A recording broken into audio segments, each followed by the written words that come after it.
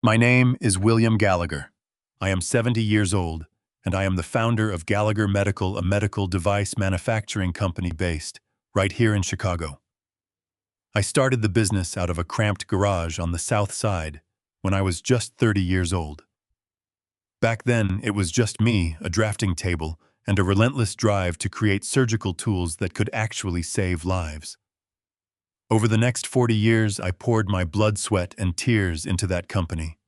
I missed holidays. I missed family dinners. And to my eternal regret, I missed out on watching my son Matthew grow up.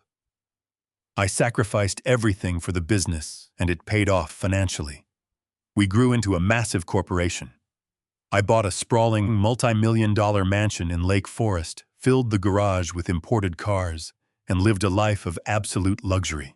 For 25 of those years, Victoria was by my side. She was my second wife, 8 years younger than me, always perfectly dressed, always playing the role of the devoted, supportive partner at corporate galas and charity dinners. I thought we had a good life. I thought she respected the empire I had built. I thought she loved me. But as I would soon discover, I did not know the woman sleeping in my bed at all. On that specific Tuesday, I had left the house early, around 6 in the morning, to head to the corporate office downtown. We were in the middle of preparing for a massive third-quarter financial audit, and the stress was running high. My chief financial officer, a sharp, ambitious 45-year-old man named Bradley, had been working closely with me for the past 5 years. I trusted Bradley implicitly. I treated him like the son I never managed to connect with. But halfway to the city, sitting in the back of my town car, I realized I had left a crucial leather portfolio on the desk in my home study. It contained confidential patent blueprints that I absolutely needed for an afternoon meeting. I told my driver to turn around and head back to Lake Forest. I did not call Victoria to tell her I was coming back. Why would I? It was my home. I simply thought I would walk in, grab the folder, and head back out. When the car pulled up the long, winding driveway, the property was dead quiet. The landscaping crew was not there, and our housekeeper always took Tuesdays off. I unlocked the heavy mahogany front door and stepped into the grand foyer. The house was silent, except for a strange, aggressive sound echoing from the back hallway. It was a loud, frantic grinding noise, a mechanical churning that completely disrupted the peaceful morning. I stood there for a moment, listening closely. It was coming from my private study. It was the paper shredder. But it was not just a few pages being destroyed. It sounded like someone was aggressively forcing thick stacks of paper into the machine, pushing it to its absolute limit. A cold knot formed in my stomach. I am a man who has survived 4 decades of corporate warfare. I know when something feels wrong. My instincts, the same instincts that built an empire, were screaming at me. I walked down the long carpeted hallway, my footsteps completely muffled. I approached the heavy oak door of my study. It was cracked open just a few inches. I peered through the narrow gap, and what I saw made my breath catch in my throat. Victoria was standing behind my desk. She was not dressed in her usual elegant morning wear. She was wearing a simple silk robe, her hair slightly messy, and she was frantically feeding documents into the heavy-duty shredder. I recognized the distinct blue letterhead on the papers. They were my personal bank statements. Not the joint accounts. Not the household expenses. These were the private financial records of the holding company that controlled my entire net worth. She was shoving them into the shredder with a panicked, desperate energy I had never seen from her. Her hands were literally shaking. I stood frozen in the hallway, completely paralyzed by the sheer impossibility of what I was witnessing. Why would my wife of 25 years be destroying my private financial documents? What was she trying to hide? Before I could even process the betrayal unfolding in front of my eyes, the heavy oak door creaked slightly under my weight. My shadow fell across the polished wooden floor of the study. Victoria gasped a sharp, terrified intake of breath. She spun around, and in her panic, her elbow bumped the edge of the desk. Her cell phone, which had been resting near the keyboard, slid off the edge, and hit the floor with a loud clatter. It landed face up less than 3 feet from where I was standing in the doorway. The screen immediately lit up, buzzing with an incoming text message. I looked down at the bright screen. The notification was impossible to miss. It was a message from Bradley, my trusted chief financial officer, the man I had mentored. The text read exactly word for word, "Is the power of attorney." Signed, "We need to move the assets before the Q3 audit." I stared at those words. "Is the power of attorney signed? We need to move the assets." The letters seemed to burn themselves directly into my retinas. In a fraction of a second, the entire illusion of my life shattered into a million jagged pieces. My wife and my most trusted executive were conspiring behind my back. They were not just having a secret conversation. They were orchestrating a massive, calculated financial coup. They were trying to steal everything I owned. My heart hammered violently against my ribs. A sickening wave of betrayal washed over me, so intense it felt like a physical blow to the chest. My first instinct was to kick the door open, scream at her, demand answers, and call the police. I wanted to tear the room apart. I wanted to grab that phone and read every single message they had ever exchanged, but I did not. The cold, calculating CEO inside me took over. The man who had outsmarted ruthless competitors for 40 years knew that losing my temper right now would be fatal. If I confronted her, she would delete the messages. She would warn Bradley. They would cover their tracks, and I would be left fighting a war blindly while they painted me as a confused, paranoid old man. I needed to be smarter. I needed to be ruthless. I had to pretend I had not seen a single thing. I forced my eyes away from the glowing phone on the floor. I relaxed my shoulders, took a deep breath, and pushed the door open all the way, putting on the mask of a tired, oblivious old man who had simply forgotten his paperwork. As I stepped fully into the room, Victoria scrambled. The absolute terror on her face vanished in the blink of an eye. It was terrifying how quickly she composed herself. She smoothed her robe, kicked the glowing phone under the desk with her slipper, and turned to face me. The panic was gone, replaced instantly by a perfectly rehearsed, warm and loving smile. "Oh, darling," she said, her voice smooth and sweet, like honey, not a single tremor of guilt in her tone. "You startled me. I thought you were already halfway to the city." "What are you doing back so soon?" I looked at the woman I had slept next to for 25 years. The woman who was currently shredding my life into tiny strips of paper. I looked at the warm smile on her face, knowing it was the mask of a predator about to strike. And then I smiled back. "I just forgot my portfolio," I said, making sure my voice sounded slightly weary, a little raspy, exactly how an overworked 70-year-old man should sound. "The blue leather one. I left it right here on the desk." Victoria let out a soft, melodic laugh. The kind of laugh that used to make me feel like the luckiest man in Chicago. She stepped away from the shredder, walked over to me, and gently stroked my cheek. Her touch was warm, comforting, and entirely sickening, now that I knew what she was doing.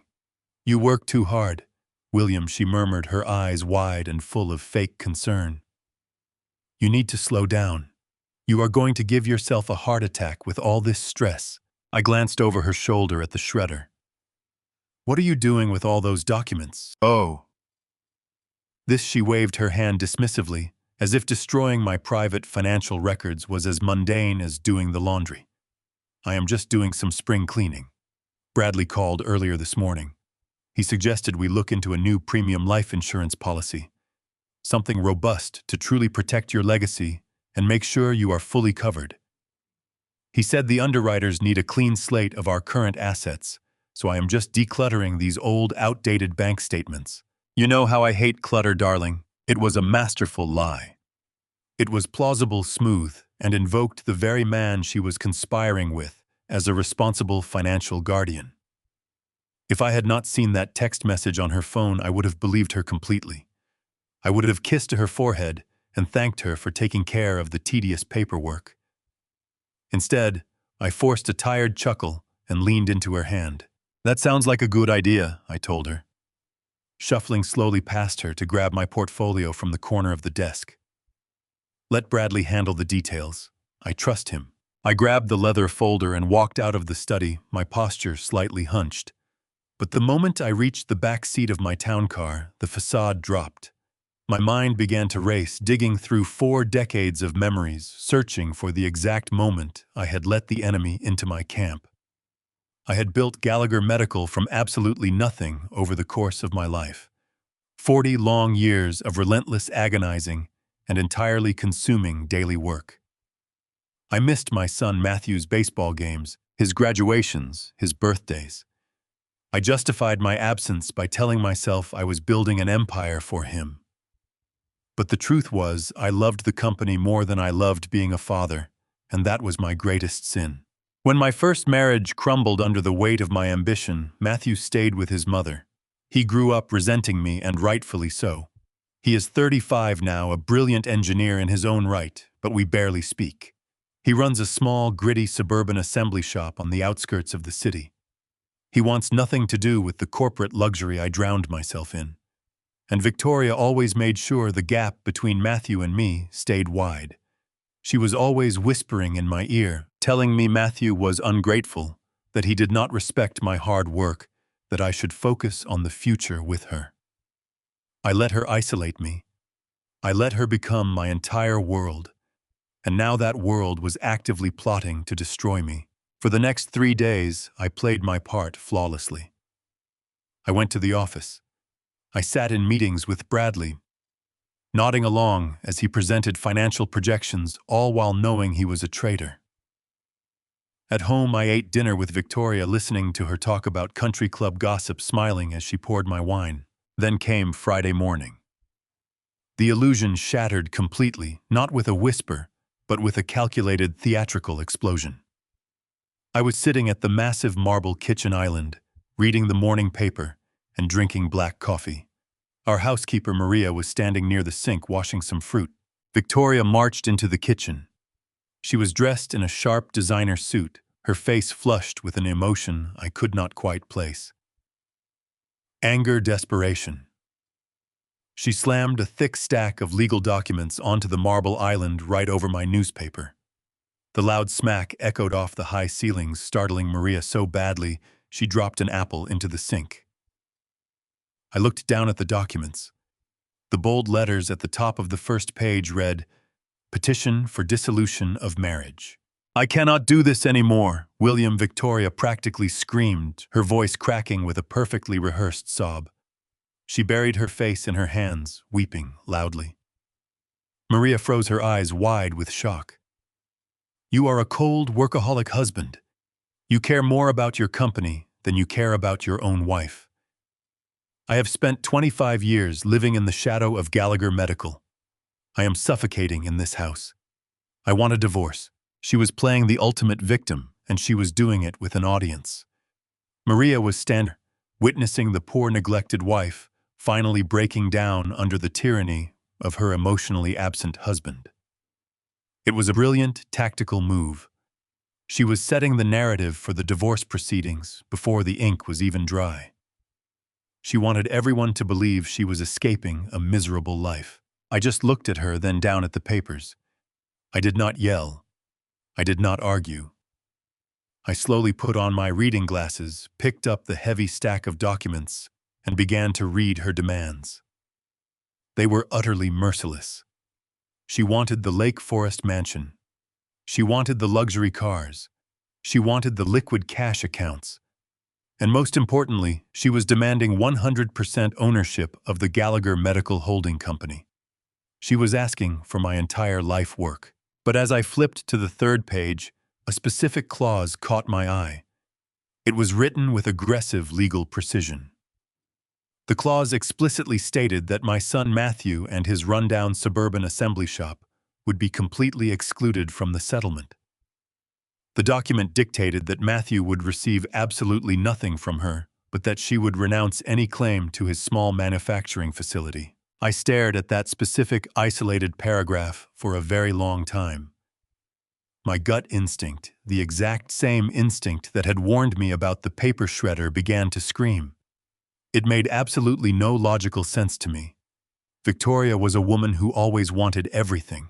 She was notoriously and unfailingly greedy. Why would she fight tooth and nail to steal the holding company, the mansion, and the luxury cars, but explicitly and deliberately leave the manufacturing shop alone? Why would she want the corporate shell but leave the actual physical assembly plant to the son she despised? She was clearly setting a trap, a massive, catastrophic financial snare. And as I looked up from the divorce papers at my weeping wife, I realized I needed to find out exactly what kind of trap it was before it snapped shut on my neck. I let my shoulders slump. I let out a long, ragged sigh that sounded exactly like the defeated gasp of an exhausted old man. I did not raise my voice, and I did not question the bizarre clause about my son Matthew. Instead, I reached into my breast pocket, pulled out my favorite silver pen, and slowly signed the acknowledgement of receipt on the front page. Victoria stopped weeping for a fraction of a second. Her eyes darted to my signature, hungry and sharp. Then she covered her face and resumed her theatrical sobbing. I told her I would have my lawyer review the settlement terms, but that I simply had no fight left in me. I told her she could have her peace. I walked out of the kitchen, leaving my coffee untouched on the marble counter. When I reached the garage and slid into the driver's seat of my car, the frail old man vanished. My mind was sharp, calculating, and colder than a Chicago winter. I drove straight downtown to the corporate headquarters of Gallagher Medical. I did not go to my executive suite. I went directly to the financial wing. The floor was bustling with analysts and accountants, but the room went completely silent when I walked past the glass partitions. I marched straight into the corner office of my chief financial officer. Bradley was sitting at his large mahogany desk typing rapidly on his computer, wearing a tailored Italian suit paid for by my company. He looked up, startled by my sudden appearance. I did not smile, and I did not offer a friendly greeting. I stood over his desk and demanded a complete, unedited cash flow report for the holding company, pulling the data from the last 90 days. I told him I wanted the raw numbers printed out and handed to me right in that very moment. Bradley froze. The color drained from his face, leaving his skin a sickly pale shade of gray. He blinked rapidly, his eyes darting toward the digital clock. He started to stammer, his smooth corporate polish completely breaking down. He told me he could not generate the report right now. He claimed we were in the middle of a massive server migration, and that the financial database was temporarily locked for maintenance. He reached up and wiped a bead of sweat that had suddenly formed on his temple. He promised he would have the files on my desk by tomorrow morning, assuring me everything was perfectly fine. I looked at the slight tremor in his hands. A man does not sweat in a climate-controlled office unless he is terrified. I nodded slowly, pretending to accept his pathetic excuse. I told him tomorrow morning would be fine, and walked out of his office. I went upstairs to my private suite, locked the heavy wooden door behind me, and sat down at my computer. Bradley was a brilliant financial manipulator, but he suffered from the arrogance of youth. He thought because I was 70 years old, I did not understand technology. He forgot that 40 years ago, before we had massive IT departments, I built this company from the ground up. I wrote the original inventory tracking codes. I laid the foundation for our digital infrastructure. When we upgraded our enterprise software 5 years ago, I secretly insisted the lead developer code a master administrative backdoor tied directly to my personal biometric login, completely bypassing the standard executive dashboard. Bradley did not even know this access portal existed. He assumed I spent my days reviewing top-level summary reports, completely ignorant of the intricate digital architecture that held our corporate empire together. He was dangerously mistaken. I placed my thumb on the scanner and typed in a long string of command prompts I had memorized years ago. The screen flickered, bypassing the sophisticated firewall Bradley controlled, and dropped me directly into the raw, unfiltered central ledger of the holding company. It took me 3 long hours of intense digging through thousands of encrypted lines of code and nested folders. My eyes ached from staring at the glowing monitor, but the adrenaline surging through my veins kept me entirely focused. I painstakingly cross-referenced the holding company assets with the remnants of the personal bank accounts Victoria was so desperately trying to shred. And then, hidden deep within a seemingly innocuous categorized folder labeled as miscellaneous capital expenditures, I found the anomaly. It was a massive, glaring discrepancy that hit me like a physical blow to the chest. A short-term, incredibly high-interest loan had been taken out against my personal name. The principal amount was $5 million. I traced the routing numbers. The cash had been aggressively drained from our operational reserves and wired directly to a dummy offshore consulting firm registered in the Cayman Islands. A firm that on paper provided non-existent advisory services to Gallagher Medical. I opened the scanned authorization document attached to the wire transfer. There at the bottom of the page was my signature. It was not a sloppy imitation. It was a masterfully executed forgery capturing the exact slant pressure and curve of my handwriting. My blood ran cold as I stared at the forged ink on the screen. The trap Victoria had set suddenly made perfect, terrifying sense. If she took the holding company in the divorce, she would get all the visible clean assets. Meanwhile, this toxic $5 million loan was completely detached from the corporate entity. It was tied exclusively to me, William Gallagher, the individual. They were bleeding the company dry, hiding the cash offshore, and leaving me as the sole legal guarantor of a massive unpayable debt. If I went to the police right now, the authorities would immediately freeze all my personal and corporate accounts. The ensuing investigation would paralyze Gallagher Medical, halting production and destroying the livelihoods of my employees. Furthermore, the forged signature was so perfect that a forensic handwriting analysis might take months to clear my name. During that time, I would be legally on the hook for the loan, and Bradley could easily destroy the remaining digital evidence while the accounts were frozen. I realized that calling the police would trigger the very collapse they were counting on. I was backed into a dark corner, completely isolated, with a $5 million noose slowly tightening around my neck. I needed concrete, indisputable proof of the conspiracy. I needed a raw confession that linked Victoria and Bradley directly to the forgery, the hidden offshore accounts, and the upcoming divorce demands. I needed to hear them explicitly admit their malicious plan in their own words, capturing their voices as undeniable evidence. I closed the financial portal carefully, erasing my digital footprints, so Bradley would never know I had breached his domain.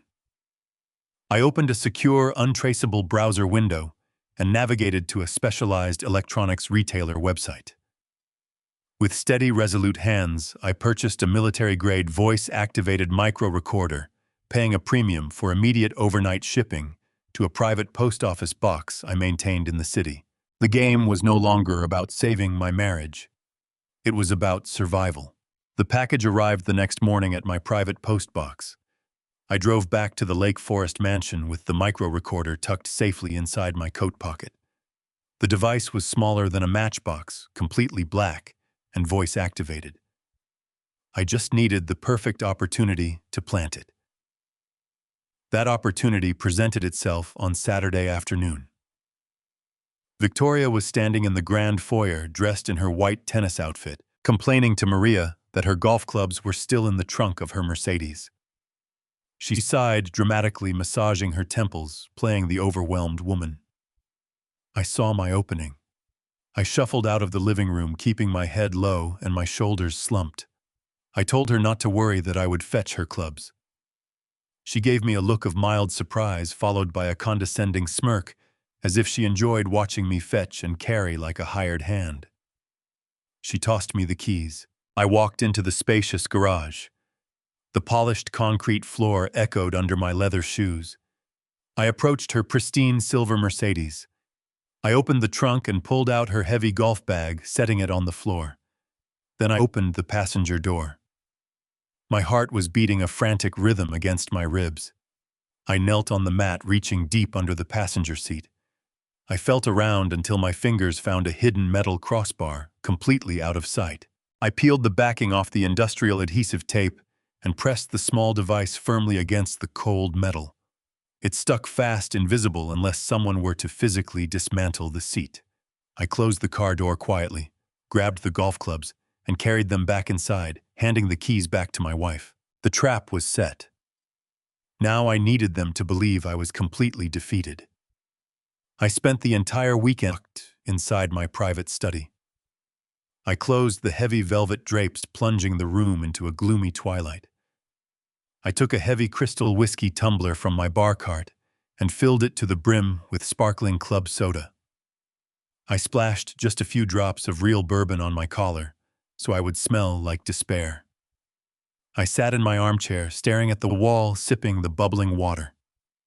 Every few hours, Victoria would open the door just a crack.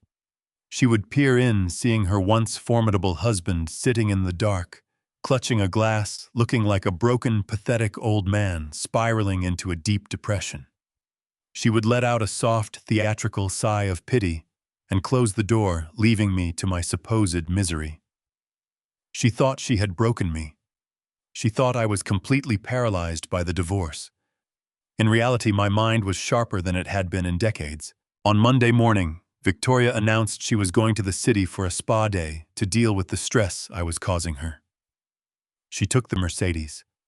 I spent the day pacing the empty house, my nerves pulled tight. I waited for hours, watching the driveway from the upstairs window. Finally, late in the afternoon, the silver car rolled back into the garage. Victoria came inside, completely radiant, humming a cheerful tune. She told me she was exhausted and was going up to her room to rest. The moment I heard her bedroom door click shut, I moved.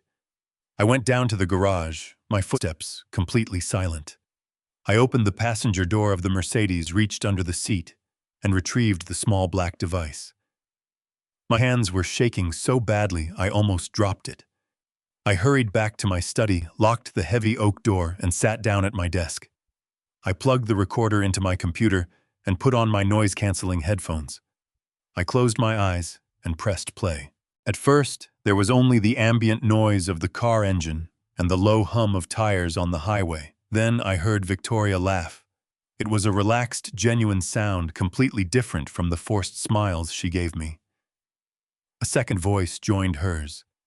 It was Bradley, my trusted chief financial officer, the man I had mentored and treated like a son. He was driving her car. The first 20 minutes of the recording were agonizing. I was forced to sit in my quiet study and listen to the unmistakable, graphic sounds of my wife and my employee engaging in a physical affair right there in the front seat of the parked car. It made my stomach churn and bile rose in my throat. I felt a sharp stabbing pain in my chest. 25 years of marriage reduced to this secret betrayal. But I forced myself to keep listening. I knew the affair was not the main event. It was just a symptom of a much larger disease. Finally, the physical sounds stopped, replaced by the rustling of clothing and the sound of two people catching their breath. Then the real horror began. They started talking about the business. They spoke with a casual, arrogant cruelty that chilled me to the bone. Victoria asked Bradley if the transfer had gone smoothly. Bradley laughed smugly. He told her that the $5 million loan was secured and funneled into the Cayman accounts. He praised her performance on Friday, saying that slamming the divorce papers on the kitchen counter was a stroke of genius. He said my reaction was perfect, that I was too weak to fight back. Victoria giggled, calling me a pathetic relic who did not deserve the empire I built. Then, the conversation shifted to the final phase of their plan, and my blood turned to ice. Bradley began to explain the mechanics of the trap I had blindly walked into. Inflating the holding company value on paper was the easiest part, he told her. The true beauty of the plan was the toxic debt they were secretly piling onto my personal ledger. He spoke with complete detachment. Once the divorce is finalized, and you take sole ownership of the holding company, Bradley said, We dump the $50 million in hidden debt directly onto William. He will be completely isolated as the sole legal guarantor. The banks will seize everything he has left. Victoria let out a soft gasp of sheer excitement. She asked him what would happen when I could not pay it. Bradley let out a cold laugh. He will not just go bankrupt, Victoria Bradley said, his tone dripping with malice. The federal authorities will see the forged offshore transfers tied to his personal login. He will take the fall for the entire fraud scheme. He will die in federal prison, and we will be sitting on a beach in the Cayman Islands, completely untouchable. I ripped the headphones off my ears, throwing them onto the desk. I sat frozen in my large leather chair. The magnitude of their evil was incomprehensible. They wanted me destitute, disgraced, and locked in a federal cell for life. The old William Gallagher, the trusting husband and mentor, died right there in that chair. What was left was a very angry man preparing to completely burn their entire world to the ground. I waited until the grandfather clock in the hallway struck 2 in the morning before I finally moved from my dark study. The massive house was completely silent and buried under the heavy weight of the deception I had just uncovered. I slipped out through the side door of the modern kitchen, entirely bypassing the main security system I had personally installed 7 years ago.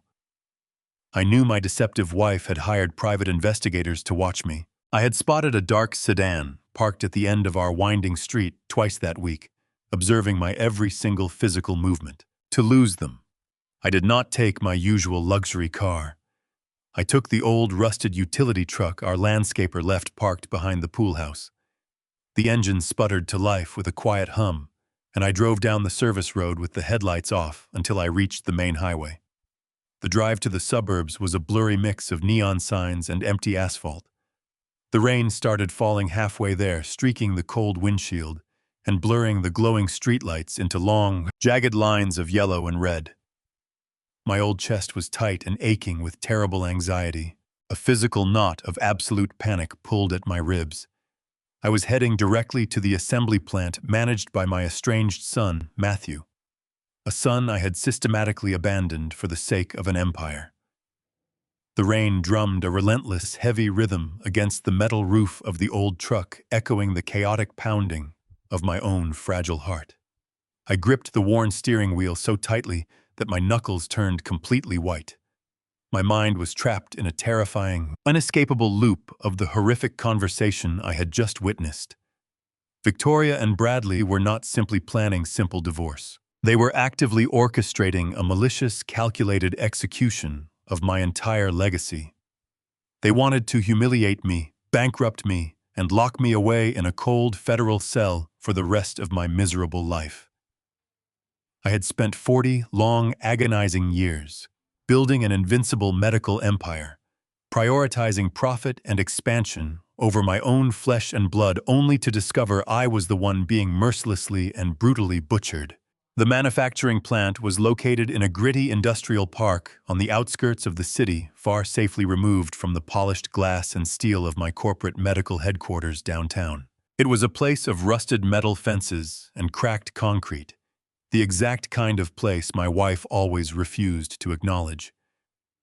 When I pulled into the empty parking lot, the main bay doors were closed, but a single fluorescent light flickered in the back office. Matthew was still working. He was always working, carrying the same relentless corporate curse I had passed down to him. I parked the truck in the deep shadows and walked slowly over. I pushed open the heavy metal door. The strong smell of machine oil and hot metal hit my face instantly upon entering. The familiar scent brought back vivid memories of my very first small garage 40 years ago. Matthew was standing over a large drafting table in the center of the cold concrete floor.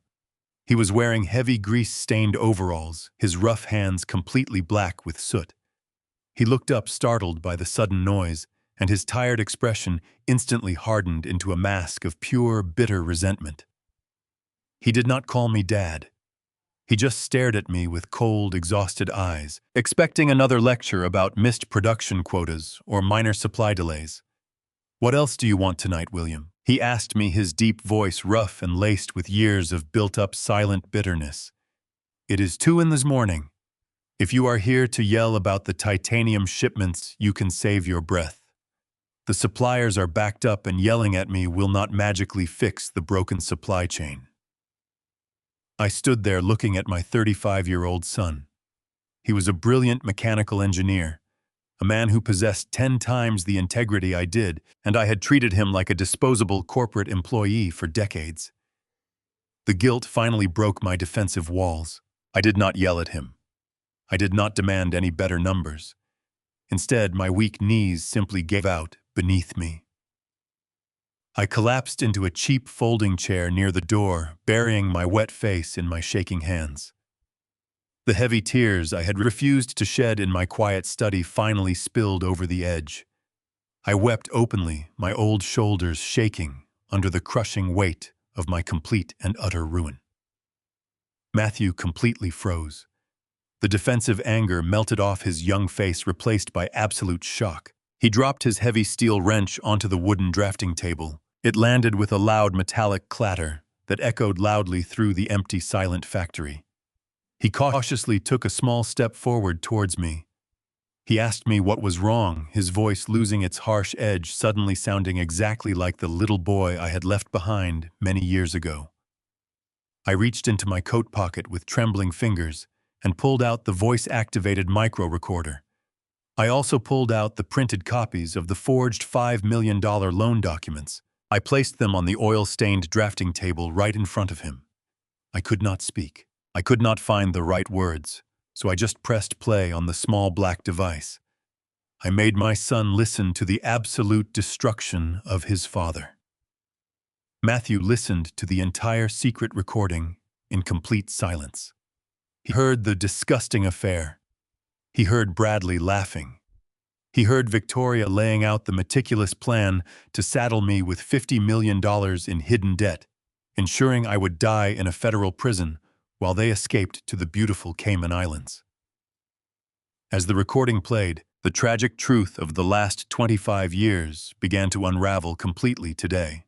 We sat in that drafty metallic room and finally spoke honestly. I realized how systematic Victoria had poisoned the well, slowly isolating me from the only real family I actually had left. She had intercepted his personal emails. She had lied to me about his whereabouts on holidays, telling me he wanted absolutely nothing to do with us. And she had simultaneously told him that I was too busy with my new life to care about his small, insignificant milestones. She built a massive, impenetrable wall of lies between a father and his son, protecting her parasitic financial grip permanently. I looked at Matthew, my tired eyes red and burning. I told him I had lost absolutely everything. I expected him to turn his back on me, but Matthew did not walk away. The bitter resentment was entirely gone, replaced by a fierce, protective fire I had never seen before. He placed his heavy hand on my shoulder. A raw, profound emotional reconciliation completely washed over the cold room. He wiped his hands on a greasy rag and said, "They think I'm just a dumb mechanic. They don't realize I still have the original patent blueprints. Let's destroy them, Dad." My life immediately split into two completely different realities, a dangerous dual existence that required an exhausting amount of focus and theatrical dedication. The rain had stopped by the time Matthew and I finished talking, but the cold reality of the situation had permanently settled into my bones. I knew that walking into a courtroom completely blind against Bradley and Victoria would be absolute suicide. I needed a weapon. I needed a team of absolute predators who understood the dark, twisted labyrinth of corporate finance better than Bradley ever could. The very next morning, I reached out to an old contact in New York, a man who specialized in forensic auditing for hostile corporate takeovers and federal fraud investigations. By Tuesday night, a team of 4 relentless financial investigators arrived in Chicago under the cover of darkness. We could not risk setting up a command center anywhere near the city or my corporate offices. Victoria had private investigators watching my every move, eagerly waiting for me to make a mistake. So we moved the entire operation underground. Matthew cleared out the old soundproof basement beneath his suburban manufacturing plant. It was a cold, damp concrete room that used to hold surplus industrial parts. But within 48 hours, the New York team transformed it into a fully functional financial war room. They brought in their own secure servers, heavy-duty encrypted laptops, and massive whiteboards that quickly became covered in complex diagrams tracing my stolen money across the globe. This damp basement became my sanctuary. It became the beating heart of my counterstrike. By day, I had to play the perfect victim. I would put on my wrinkled suits, shuffle my feet, and walk into the sterile high-end divorce mediation offices in downtown Chicago, looking like a completely defeated senile old man. I would sit across the long mahogany table from Victoria and her aggressive, expensive lawyers, intentionally letting my hands shake while holding a pen. I would cough weakly, stare blankly out the window, and let them berate me for hours on end. Victoria would sit there with that smug, victorious smirk on her face, watching her lawyers tear my empire apart piece by piece. They threw aggressive settlement demands across the table, demanding I sign away the holding company immediately. I would simply nod slowly, asking confused, pathetic questions just to stall the legal process. I let them think I was completely broken. I let Victoria believe that the William Gallagher who built an empire was dead, and all that remained was a tired shell of a man waiting for his miserable end. But the moment the sun went down, the frail old man vanished completely. I would evade Victoria's hired shadows, taking 3 different trains and changing cars just to ensure I was not being followed. I would arrive at Matthew's plant around 9 at night, walk down those concrete stairs, and step into the brightly lit war room. Down there, I was a tactical genius once again. I was the CEO who had ruthlessly conquered the medical device industry for 4 decades. I worked shoulder to shoulder with the New York auditors, fueling our late-night sessions with black coffee and sheer burning rage. The lead auditor, a sharp, brilliant man named David, led the digital hunt. We spent hours meticulously untangling the massive, complicated web Bradley had woven. Bradley was smart, there was no denying that. He had set up a beautiful sequence of offshore shell companies, funneling the $5 million fraudulent loan through a maze of dummy corporations in the Cayman Islands, Panama, and the British Virgin Islands. But Bradley suffered from the arrogance of youth. I thought he was untouchable. He left tiny, almost microscopic digital footprints in the holding company's master ledger footprints that only the man who originally coded the system could recognize. Every night, we found another hidden account. Every night, the snare they had set for me became clearer, and more importantly, our ability to turn that exact same snare against them became a real possibility. Matthew was a revelation during this time. My son, whom I had neglected for years, proved to be an invaluable asset. He understood the legal intricacies of our manufacturing supply chain better than any corporate lawyer I had ever hired. He sat in that basement with us analyzing the production patents and the physical assembly contracts, searching for the perfect weakness in Victoria's aggressive legal strategy.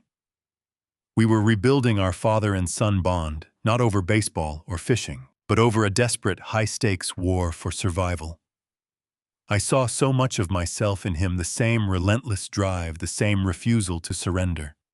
It was the greatest tragedy of my life that it took my absolute destruction to finally see the incredible man my son had become. As the days dragged on, the pressure from Victoria began to escalate violently. She was growing impatient. The third-quarter financial audit for Gallagher Medical was approaching rapidly, and she needed the holding company officially transferred into her name before the corporate accountants started asking difficult questions about the missing capital. During a particularly brutal mediation session on a Thursday afternoon, Victoria finally dropped her mask of polite concern. She leaned across the polished table, her eyes completely devoid of warmth, and issued a direct, terrifying ultimatum. She told me that if I did not sign the preliminary settlement agreement by the end of the week, she would petition the family court judge to freeze all of my personal bank accounts. She claimed she would do it under the guise of protecting marital assets from my supposed mental decline. It was a ruthless, brilliant threat. If she froze my accounts, I would be completely starved out. I would not be able to pay my lawyers. I would not be able to pay the New York auditors, and I would not even be able to buy groceries. She was threatening to cut off my oxygen, forcing me to sign away my life's work just to survive the month. She looked me dead in the eye and told me to stop playing games, or she would make sure I spent my final years living in absolute poverty. I put on my best performance yet. I let my voice tremble. I looked at my lawyer with wide, terrified eyes, and I told Victoria I just needed a few more days to say goodbye to the company I had built. I begged her for a tiny shred of mercy. She simply smiled a cold, predatory smile and told me I had until Monday morning. I left the mediation office that afternoon, feeling the heavy weight of the deadline crushing my chest. The trap was closing, and time was completely running out. I drove to the suburban plant that night feeling a deep, dark sense of dread. If we did not find the ultimate weapon against them tonight, I would have to surrender on Monday. I walked down into the basement war room. The air was thick with tension. The auditors were typing frantically, their faces illuminated by the glow of the monitors. I sat down at the table, rubbing my tired eyes, wondering if I had finally been outmatched. And then everything changed. The heavy metal door of the basement violently burst open. David, the lead auditor, practically ran into the room. He was out of breath, his face completely flushed with an adrenaline rush that immediately charged the stagnant air of the room. He slammed a thick stack of printed corporate charters onto the table right in front of me. His hands were shaking, not from fear, but from the sheer magnitude of what he had just discovered. He looked at me, a wild, disbelieving smile spreading across his face. He told me that Victoria and Bradley were brilliant manipulators, but they had made one mistake. One catastrophic, arrogant, fatal mistake regarding the fundamental corporate structure of Gallagher Medical. David was breathing hard, pacing the damp concrete floor of the basement as he spread the heavy legal-sized documents across the whiteboard table. Matthew and I leaned in closer, the harsh fluorescent lights buzzing above us, casting long, sharp shadows against the cinder block walls. David pointed a shaking, ink-stained finger at a specific paragraph buried deep within the original corporate charter from 30 years ago. He looked at me, a wild, almost manic grin breaking through his usual stoic professional demeanor. "William David," said, his voice dropping to a conspiratorial whisper that echoed in the cold room. "Bradley manipulated the financials flawlessly. He inflated the holding company paper value to an astonishing $80 million. He expertly buried the $50 million in toxic, high-interest debt so deep that an ordinary surface-level audit would never catch it. He built a perfect, impenetrable fortress of debt around the Gallagher Medical holding company. But he made one massive, arrogant assumption. He assumed the holding company owned everything. He assumed the corporate entity held the keys to the entire kingdom." I stared at the yellowing paperwork, my mind racing back 3 decades to the cramped, freezing garage on the south side where I first started designing those surgical tools. The late nights, the burned fingers, the relentless pursuit of perfection. The patents, I breathed out, the realization hitting me like a physical shockwave, making my chest tight. "Exactly." David slammed his hand flat on the table, making the documents jump. "The patents. The actual physical lifeblood of your entire medical device empire. Bradley never checked the intellectual property chain of custody. He assumed the holding company owned the patents because the holding company manufactures and distributes the devices worldwide. But it does not own them. It only licenses them." Matthew looked between us, his brow furrowed in deep concentration, his grease-stained hands resting on his hips. "What does that mean exactly, in plain English?" I slowly sat down in one of the creaking folding chairs, a cold, predatory sense of absolute clarity washing over me. I looked at my son, seeing the grit under his fingernails. The same hands that had been physically building these life-saving devices for years, while Bradley sat in an ivory tower, counting stolen money. It means, Matthew, that 30 years ago, before Gallagher Medical was a massive multi-million-dollar corporation, I received a piece of advice from a very paranoid, very brilliant patent attorney. He told me to never under any circumstances let the corporate entity own the intellectual property. He told me companies can go bankrupt. They can be sued into oblivion. They can be subjected to hostile takeovers by ruthless competitors. But intellectual property is completely bulletproof if you hide it correctly. David nodded enthusiastically, pulling up a complex digital flowchart on his heavy-duty laptop screen. You set up a blind independent trust in Delaware. You placed every single core patent, every surgical blueprint, every proprietary manufacturing process inside that trust. You are the sole dictatorial trustee, the holding company. The entity that Victoria is aggressively demanding in the divorce settlement is literally just an empty shell. It is a fancy brand name, a bloated marketing department, and an empty warehouse. It has zero actual manufacturing rights. It survives entirely on a generous, exclusive licensing agreement that you, as the sole trustee, quietly grant to it every single year.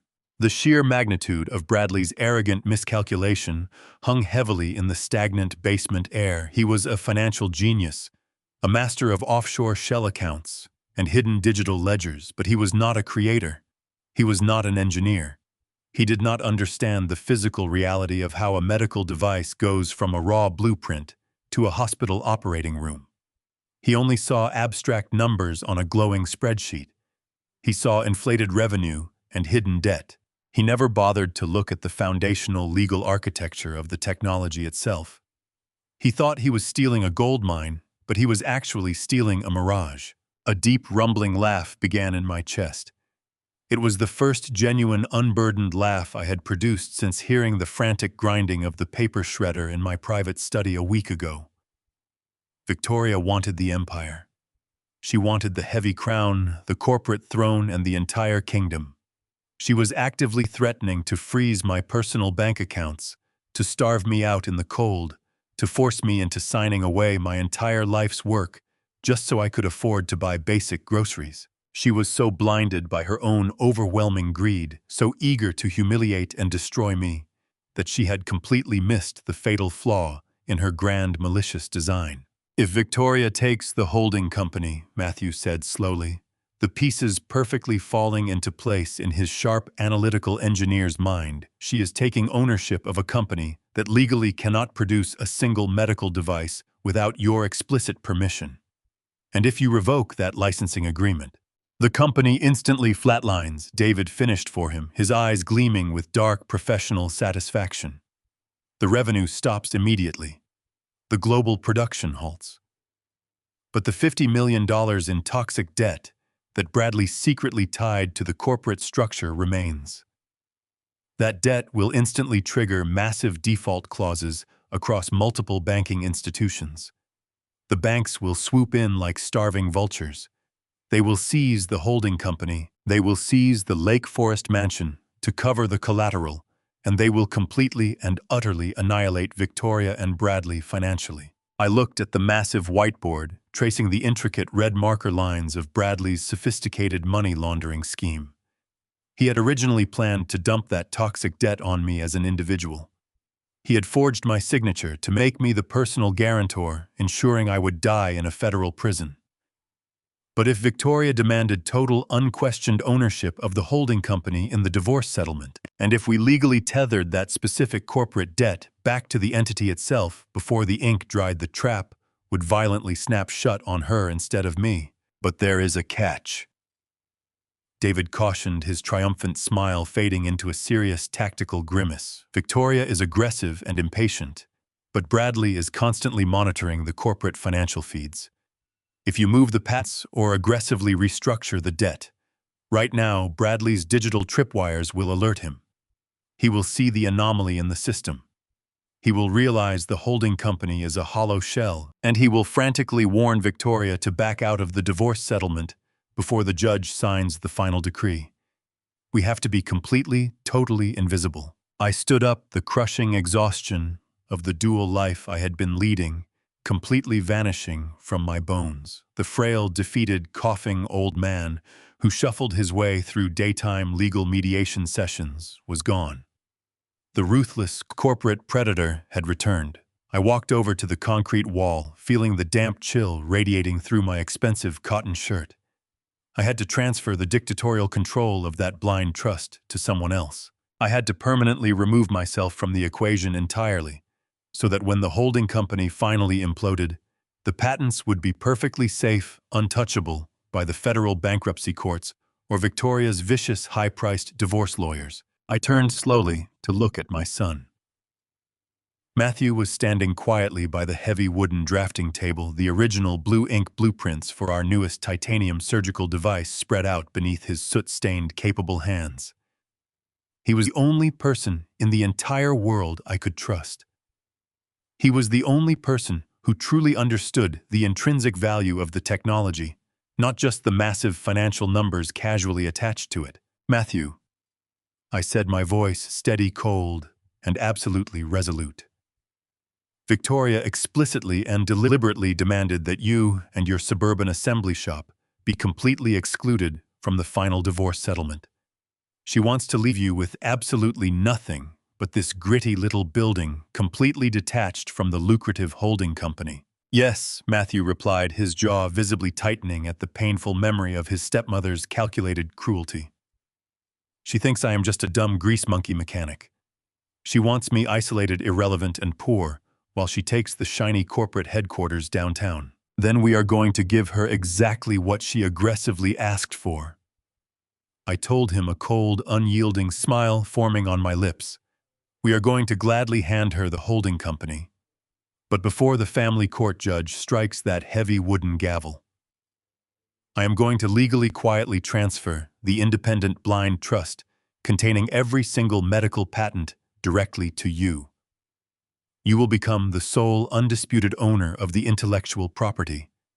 You will own the actual lifeblood of Gallagher Medical, completely hidden safely behind an impenetrable corporate veil." David started typing rapidly on his encrypted laptop, his fingers flying across the illuminated keys. "It has to be a flawless legal maneuver.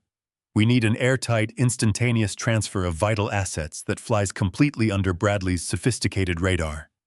It absolutely cannot look like a massive financial transaction, or the offshore algorithmic monitors will immediately flag it." I walked over to David's glowing screen, watching the complex lines of code and dense legal precedents scrolling rapidly.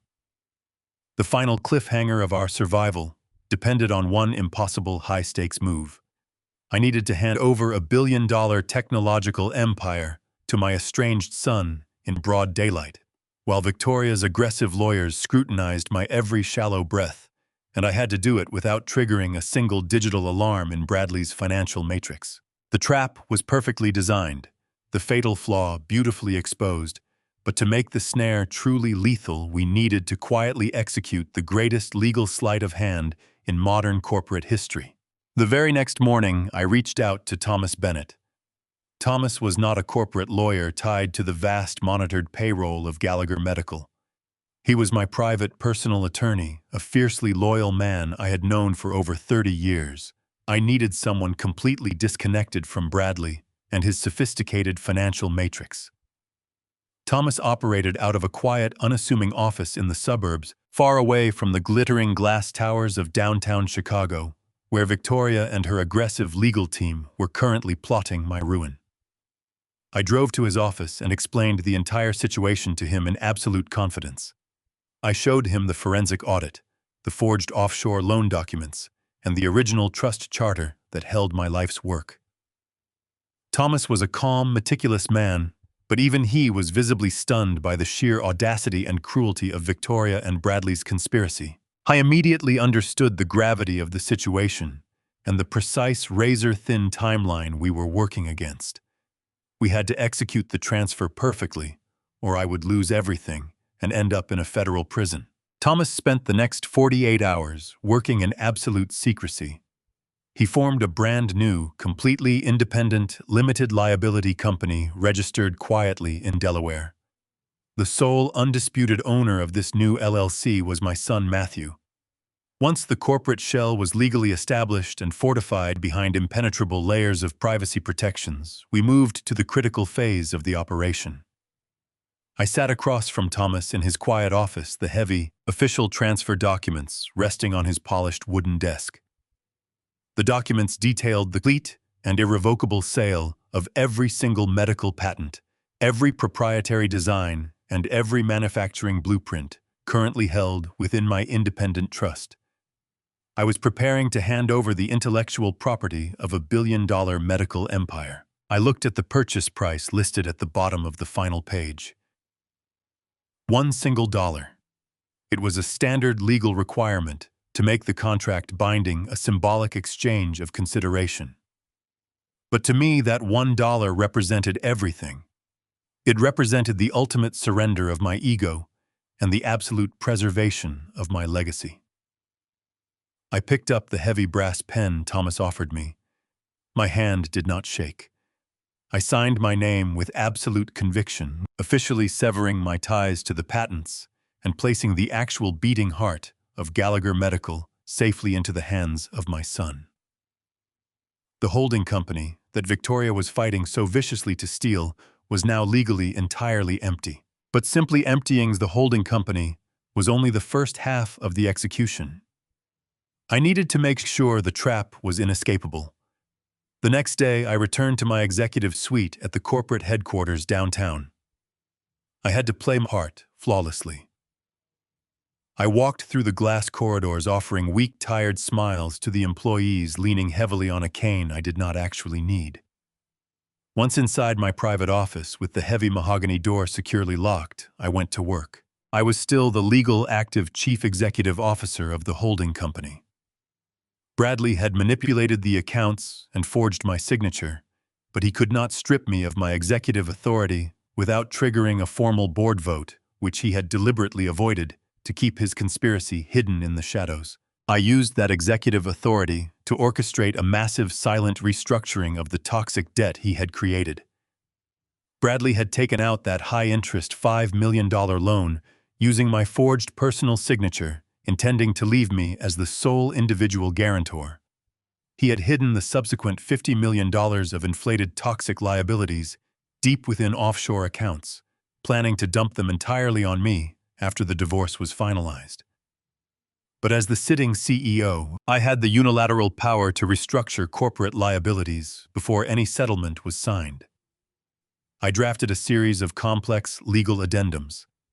These documents officially and irrevocably tethered every single cent of that $50 million toxic debt directly to the shares of the holding company itself. And more importantly, they secured the debt against the physical collateral of the Lake Forest mansion. I worked for hours, my eyes burning from staring at the bright computer monitor. I carefully buried these new addendums deep within the standard quarterly financial renewal packages. I knew Bradley relied heavily on automated software to process the routine paperwork. He was arrogant, and arrogant men rarely read the fine print of documents they believe they already control. I printed the final physical copies required for the bank. I needed to physically sign them to make the tethering legally binding.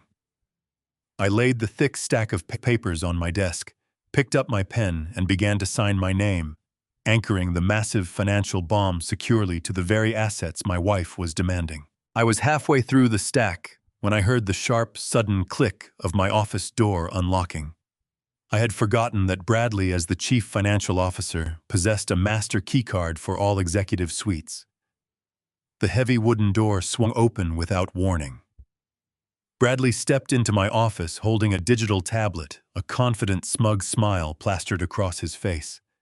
He was wearing an expensive tailored suit. Looking entirely too comfortable in the empire, he was actively trying to steal from me. My heart stopped completely. A surge of cold panic flooded my veins. The documents sitting entirely exposed on my desk were the death warrant for his entire conspiracy. If he saw the bold lettering detailing the debt restructuring, if he saw that I was actively moving the toxic liabilities away from my personal name and directly onto the holding company shares, he would instantly realize I knew everything. He would alert Victoria, they would halt the divorce proceedings, and they would destroy the evidence. The element of surprise, my only real weapon, would evaporate instantly. I had a fraction of a second to react. I did not panic. I leaned heavily into the persona of the broken, failing old man. With a swift, almost imperceptible movement of my forearm, I slid a thick, innocuous blue folder directly over the restructuring documents, completely hiding them from view. In the exact same motion, I let my pen clatter loudly onto the hardwood floor. I slumped forward in my large leather chair, gripping my right hand with my left, letting out a sharp, ragged gasp of pain. Bradley stopped in his tracks, his smug smile faltering slightly. He looked at me, his eyes narrowing with the mix of annoyance and fake concern. "William," he said, his voice slick and smooth. "Are you all right? You look terrible." I forced my hands to shake violently. I let my breathing become shallow and erratic. "It is just my arth—" "Bradley," I whispered, my voice sounding weak and incredibly tired. "It is acting up terribly today. The pain is just shooting right through my joints." I was trying to review these standard supply contracts, but I can barely hold the pen. I pointed to the blue folder, praying he would not ask me to move it. I looked up at him, making my eyes wide and vulnerable. "I need to take my medication. Could you be a good man and fetch me a glass of water from the credenza?" Bradley stared at me for a long, agonizing moment. I could see the calculation in his cold eyes. He was looking at the man who had mentored him, the man who had treated him like a son, and he was feeling absolutely nothing but contempt. He truly believed I was a pathetic, decaying relic, completely incapable of defending myself. His arrogance was profound. He let out a soft, patronizing sigh, exactly the kind of sigh you give a bothersome child. "Of course, William," he said smoothly, turning his back on my desk and walking toward the silver tray on the far side of the room. "Take it easy. You really should not be pushing yourself this hard. You need to focus on your health and let us handle the heavy lifting." The moment his back was completely turned, I reached under the blue folder. My hands were perfectly steady. I grabbed the final 2 pages of the restructuring addendums. I quickly and silently signed my name on the dotted lines. I slipped the completed documents into my secure outgoing mail tray, locking it with a swift click, and slid the blue folder back into place just as Bradley turned around, holding a glass of water. I took the glass with a trembling hand, thanking him profusely, playing the grateful, dependent old fool. He smiled, satisfied with his dominance, and reminded me about a minor budget meeting later that afternoon, before walking out of my office. He closed the door behind him, leaving me alone in the quiet room. I set the glass of water down on the desk. My hands were no longer shaking. I let out a long, slow breath, feeling the intense rush of adrenaline slowly fade, replaced by a cold, hard sense of absolute triumph. I had done it. The paperwork was signed, sealed, and legally binding. The trap was now fully armed and completely invisible. I leaned back in my chair and looked out the massive windows at the Chicago skyline. Victoria and Bradley were continuing their aggressive push. They were circling like vultures, demanding the immediate transfer of the holding company and the Lake Forest mansion in the impending divorce settlement. They thought they were backing me into a corner, forcing me to surrender my wealth. They had absolutely no idea that I had just fundamentally altered the reality of the battlefield. The holding company was now a hollow, worthless shell that legally could not manufacture a single medical product. The Lake Forest mansion was now fully collateralized against a catastrophic financial burden. Whoever took ownership of those assets in the final divorce decree would instantly and irrevocably absorb $50 million in unpayable toxic debt. The morning of the mediation arrived with a bitter chill that swept off Lake Michigan, rattling the glass panes of the towering skyscrapers downtown. I had spent the entire weekend perfecting the trap with Thomas and Matthew. The holding was completely hollowed out, its lifeblood quietly transferred to my son for a single dollar. The massive toxic debts were now irrevocably chained to the corporate shares and the Lake Forest mansion. I had armed the snare. Now, I just needed Victoria to step directly into it. Thomas and I walked slowly into the high-end Chicago law office of Gregory Pierce just before 10 in the morning. The environment was designed to intimidate. It was a sprawling corner suite on the 50th floor, bathed in cold, natural light, featuring polished marble floors and a massive mahogany conference table that looked more like a battlefield than a place for negotiation. I shuffled into the room, leaning heavily on my cane, letting my shoulders slump forward. I made sure my breathing sounded labored and shallow, the perfect picture of a defeated, rapidly declining old man. Victoria was already seated quietly at the far end of the table. She looked absolutely radiant, dressed in a sharp-tailored crimson suit that practically screamed victory. Her posture was perfectly straight, her chin tilted upward with an unmistakable air of superiority. Sitting to her immediate right was Gregory Pierce, a highly notorious, aggressive divorce attorney known for utterly destroying his opponents in court. He wore a custom-tailored suit and a predatory smirk, and sitting to her left, casually reviewing a digital tablet, was Bradley. My traitorous chief financial officer was actually introduced on the official mediation record as an impartial financial advisor, a title so dripping with irony, it almost physically made me sick. I slowly took my seat across from them, letting my hands rest on the table with a pronounced, continuous tremor. Thomas sat beside me, his face set in a grim, serious expression. He opened his briefcase and pulled out a single legal pad contrasting sharply with the massive stacks of printed financial projections and asset valuations that Gregory Pierce had aggressively piled on his own side of the table. Gregory did not waste any precious time with pleasantries. He folded his hands, leaned forward, and launched into a highly calculated, ruthless assault. He spoke with a rapid, condescending cadence designed to confuse and overwhelm. He stated that Victoria had sacrificed the best 25 years of her life, supporting my demanding corporate ambitions. He claimed she was the silent architect behind the success of Gallagher Medical, a ridiculous assertion that I had to force myself not to laugh at. He painted a tragic picture of a neglected wife who was now simply asking strictly for her rightful, equitable share of the marital empire. Then Gregory slid a thick, bound settlement agreement across the polished mahogany surface. The document stopped right in front of my trembling hands. "This is our final non-negotiable offer," William Victoria said, her voice completely devoid of any warmth. She was looking at a man she believed she had completely conquered. I looked down at the summary page. The demands were exactly what we had anticipated, but seeing them printed in bold black ink was still breathtaking. She demanded 100% sole ownership of the holding company. She demanded the title to the Lake Forest mansion, completely free and clear. She wanted the entire fleet of imported cars and all the liquid cash in our joint accounts. She was demanding my entire visible net worth, leaving me with nothing but a very modest monthly stipend. But there was one specific section Victoria wanted to make absolutely certain I understood. She leaned across the wide table, resting her manicured hands on the polished wood. Her eyes were sharp, cold, and filled with a venomous hatred. She looked directly into my tired eyes and smiled a cruel, razor-thin smile. "You will notice Section 4, Victoria said, her voice dripping with malice. "I am leaving you something, William. You can keep your useless son and his pathetic little factory in the suburbs. I am formally renouncing any legal claim to that dirty assembly shop. Consider it an act of charity." The sheer arrogance of her statement echoed loudly in the quiet room.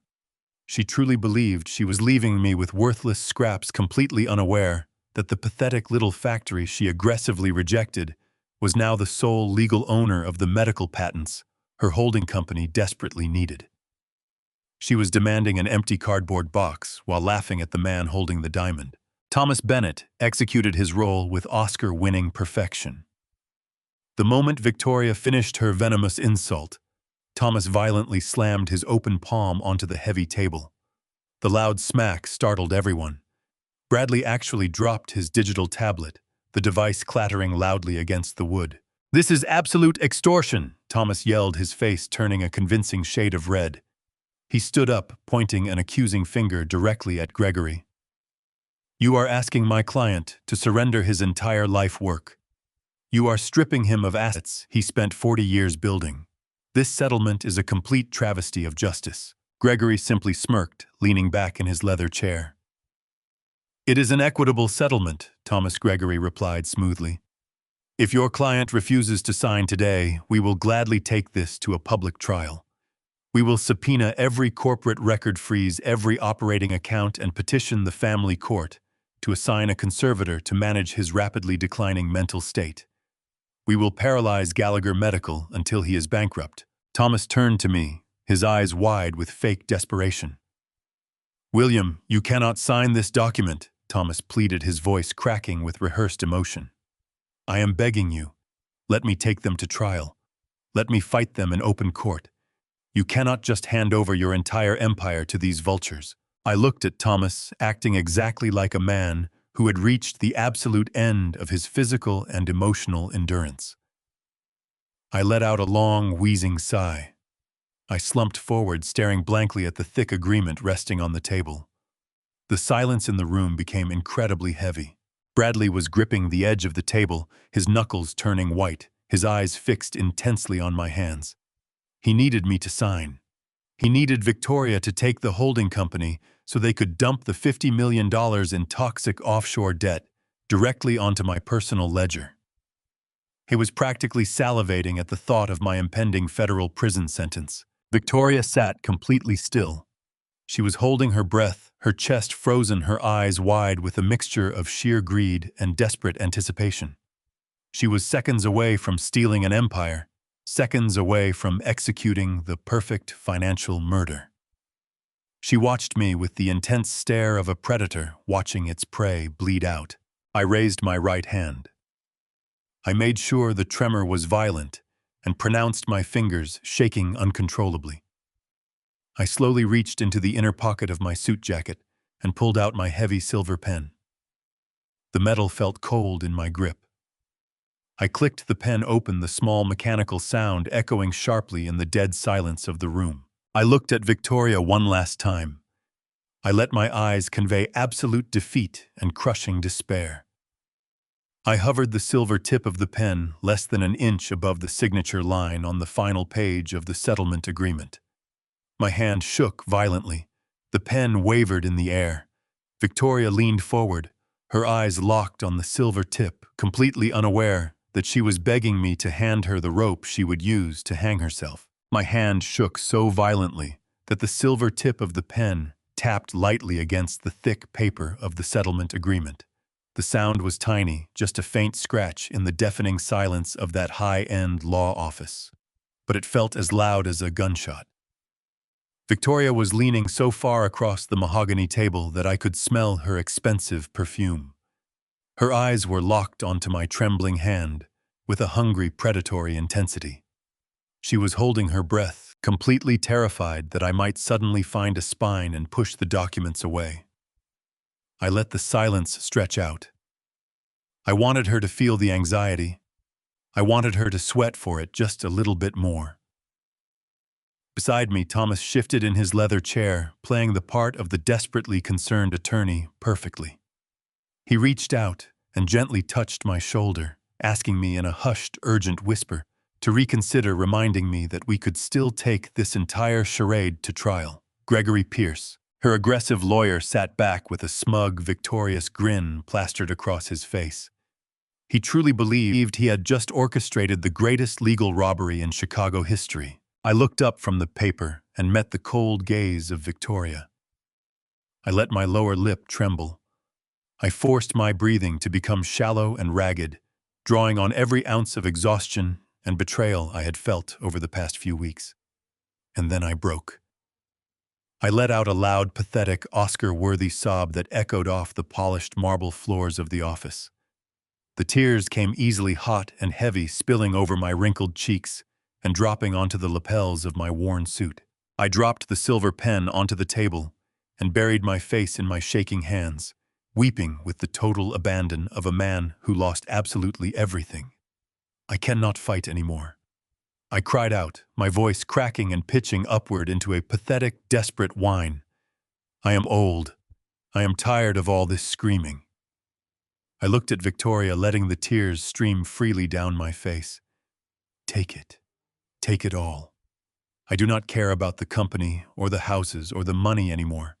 Just take it and please, just leave me alone. Let me live the rest of my miserable life in peace. The performance was flawless. The entire room seemed to exhale all at once. Victoria let out a sharp, sudden sigh of relief, leaning back in her chair and pressing a manicured hand to her chest. She could not completely hide the triumphant, malicious smirk that spread across her face. It was the smile of a woman who had just swallowed an empire whole. Gregory Pierce nodded slowly, a look of profound professional satisfaction washing over his features. He reached out and tapped the thick stack of papers, gently sliding them a fraction of an inch closer to me, silently urging me to finish the job. Even Bradley, sitting quietly in the corner as the supposedly impartial financial advisor, reacted. I watched him out of the corner of my tear-filled eyes. He subtly pulled his sleek smartphone from his tailored suit pocket, glancing down at the glowing screen. His thumbs moved rapidly across the keyboard. He was clearly sending a victory text, probably securing his plane tickets to the Cayman Islands, or finalizing the offshore accounts where they planned to dump my stolen wealth. They were completely blinded by their own incredible greed and arrogance. Thomas played his final card brilliantly. He stood up from his chair, his face a mask of profound disappointment and professional outrage. He looked down at me and stated for the official mediation record that he strongly advised against this course of action, calling it a complete surrender of my hard-earned assets. I ignored him, acting like a man completely broken by the relentless pressure. I reached out with a trembling, age-spotted hand and picked the silver pen back up. The metal felt warm against my skin. I pressed the tip to the first page and slowly, shakily wrote my initials. I turned to the next page and did it again. Page after page, I signed away the holding company. I signed away the Lake Forest mansion. I signed away the luxury cars and the liquid cash accounts. With every stroke of the pen, I was legally tethering $50 million of unpayable toxic corporate debt directly to the very assets Victoria was so desperately stealing.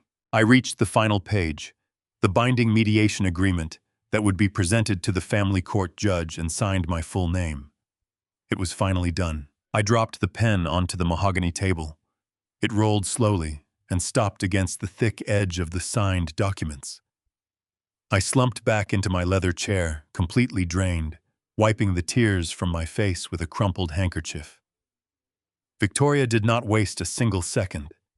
She immediately stood up, smoothing the wrinkles from her sharp crimson designer coat, her posture straight and radiating absolute authority.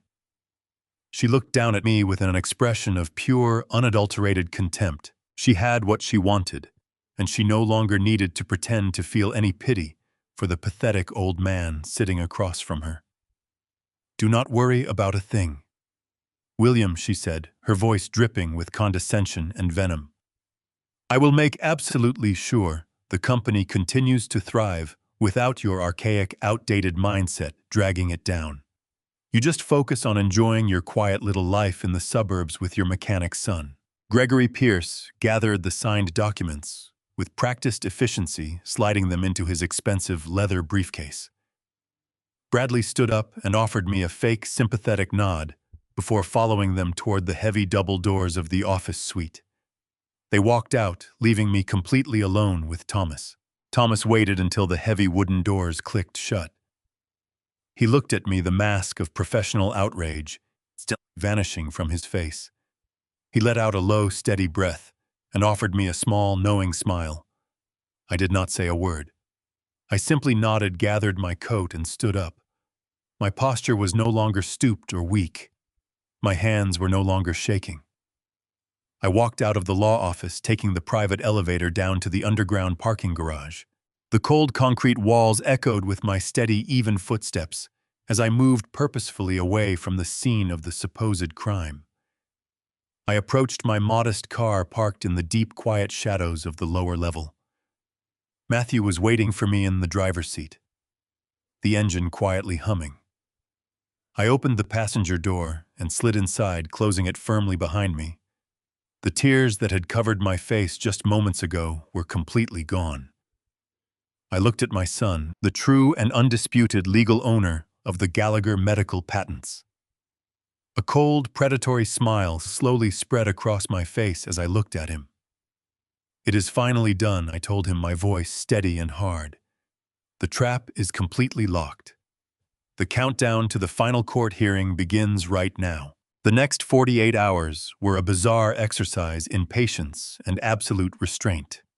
We were in a delicate waiting game, an agonizingly small window of quiet, before the family court judge would officially stamp the final divorce decree on Monday morning. Legally, the mediation agreement was binding the exact moment I signed it in that high-end law office, but it required that final judicial seal to fully execute the massive transfer of assets. Victoria, however, possessed absolutely no patience and even less restraint. She was completely intoxicated by her own perceived victory and overwhelming greed. She did not even wait for the ink to fully dry before she began aggressively claiming her massive spoils. Through a highly reliable contact I still maintained on the private neighborhood security patrol, I learned exactly what was happening at the Lake Forest mansion.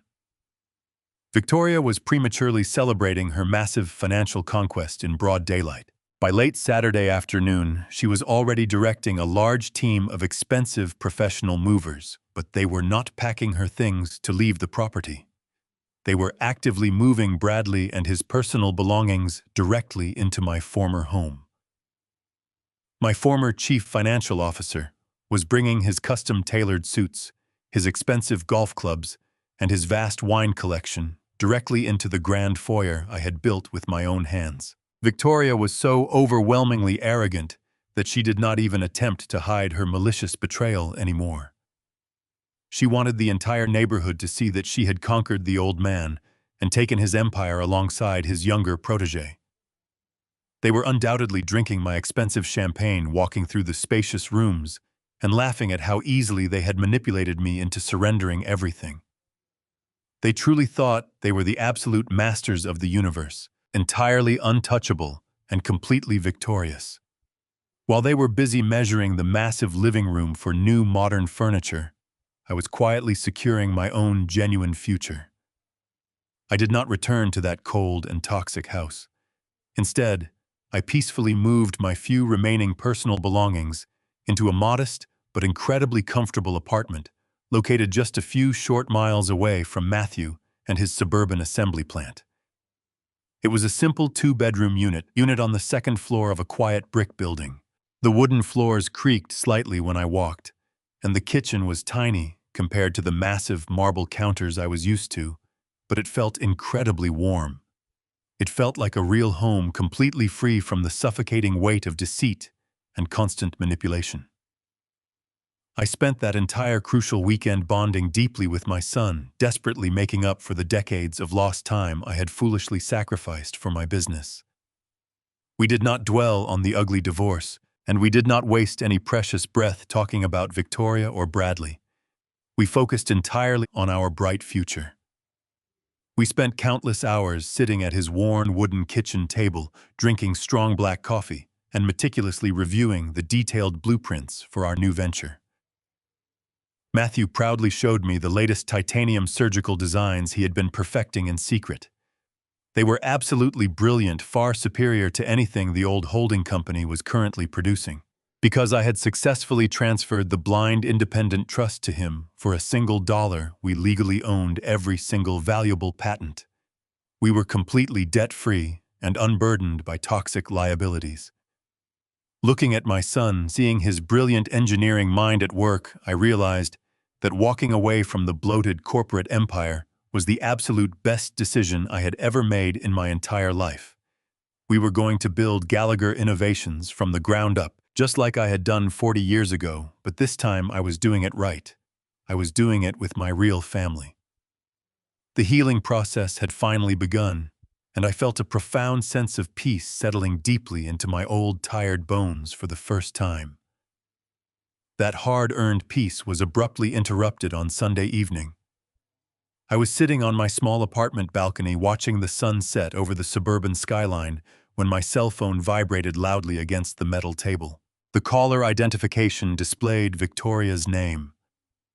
I let it ring 3 times, taking a slow and deep breath to completely center my emotions before finally answering the call. I knew exactly why she was calling. She could not resist the overwhelming urge to gloat. She needed to twist the knife one last time to feel truly powerful. "William, darling." Victoria said, her voice dripping with a sickly sweet, entirely fake affection. "I just wanted to call and wish you well before tomorrow morning. I hope you are settling comfortably into your new little life in the suburbs. It must be quite an adjustment for you, stepping down from the luxury you always demanded." Her words were carefully designed to humiliate me, to remind me of the massive wealth I had supposedly surrendered. I kept my voice perfectly level, completely devoid of any emotion playing the part of the defeated man. "I am doing just fine, Victoria," I replied softly. "I have exactly what I need right now." She let out a soft, condescending chuckle that made my stomach churn. "That is so good to hear, William, because I have been terribly busy this weekend, making some necessary adjustments to the corporate structure. Since I will be taking full control of the holding company tomorrow, Bradley and I have been thoroughly reviewing the executive payroll. We simply have too much dead weight dragging down our profit margins. I am cleaning house starting early tomorrow." She casually mentioned with genuine malicious delight that she had already drafted termination letters for my most loyal staff members. She was planning to fire the hardworking men and women who had stood by my side for over 20 years, simply because they were associated with me. She wanted to completely erase my legacy from the building. "I am bringing in a fresh modern team," she boasted proudly. "People who understand Bradley's dynamic financial vision. Your old archaic friends will be receiving their severance packages the exact moment the judge signs that decree." A cold, predatory calmness completely washed over my entire body. She had no idea that the holding company she was so eager to control was now a hollow, worthless shell carrying $50 million in unpayable toxic debt. She had no idea that her new modern vision was going to lead her directly into a federal prison cell. I did not raise my voice. I did not argue with her about the loyal staff. I simply smiled into the phone. "Enjoy the throne, Victoria," I told her softly. "Make sure you read the fine print." I ended the call immediately, pulling the phone away from my ear and pressing the red button before she could utter a single syllable in response. I sat there, in the quiet evening air, imagining the momentary look of total confusion crossing her perfectly manicured face. She would probably stare at her phone screen for a few seconds, wondering what my warning meant before her overwhelming arrogance simply brushed it all off. Monday morning arrived with a heavy gray sky pressing down on the city of Chicago. The cold wind blowing off the lake matched the icy resolve settled deep within my chest. I woke up early in my modest suburban apartment, drinking a cup of black coffee while looking out the window. Today was the day. The final step in a painful but necessary journey. I put on a tailored navy suit that I had deliberately chosen because it hung slightly loose on my frame, helping me maintain the illusion of a shrinking, defeated old man. I drove downtown to the family court building, navigating the chaotic morning traffic with a profound sense of calm. The anxiety that had plagued me for weeks was completely gone. I parked my car and walked toward the massive stone steps of the courthouse. The building was an imposing structure of cold marble and heavy oak, a place where lives were routinely divided and destroyed. I walked through the security checkpoint, leaning heavily on my wooden cane, letting my shoulders slump forward just enough to look vulnerable. I took the elevator to the 4th floor and walked down the long, sterile corridor toward courtroom number 7. When I pushed open the heavy wooden doors, the atmosphere inside was thick with anticipation. The courtroom was a formal, intimidating space completely paneled in dark oak with rows of hard wooden benches. Victoria was already seated at the petitioner table. She looked absolutely radiant. She was wearing a perfectly tailored white suit, a deliberate and deeply cynical choice trying to look pure and victorious on the day she finalized her massive theft. Her aggressive lawyer Gregory Pierce sat to her right, organizing a thick stack of legal documents with a smug, self-satisfied smirk on his face.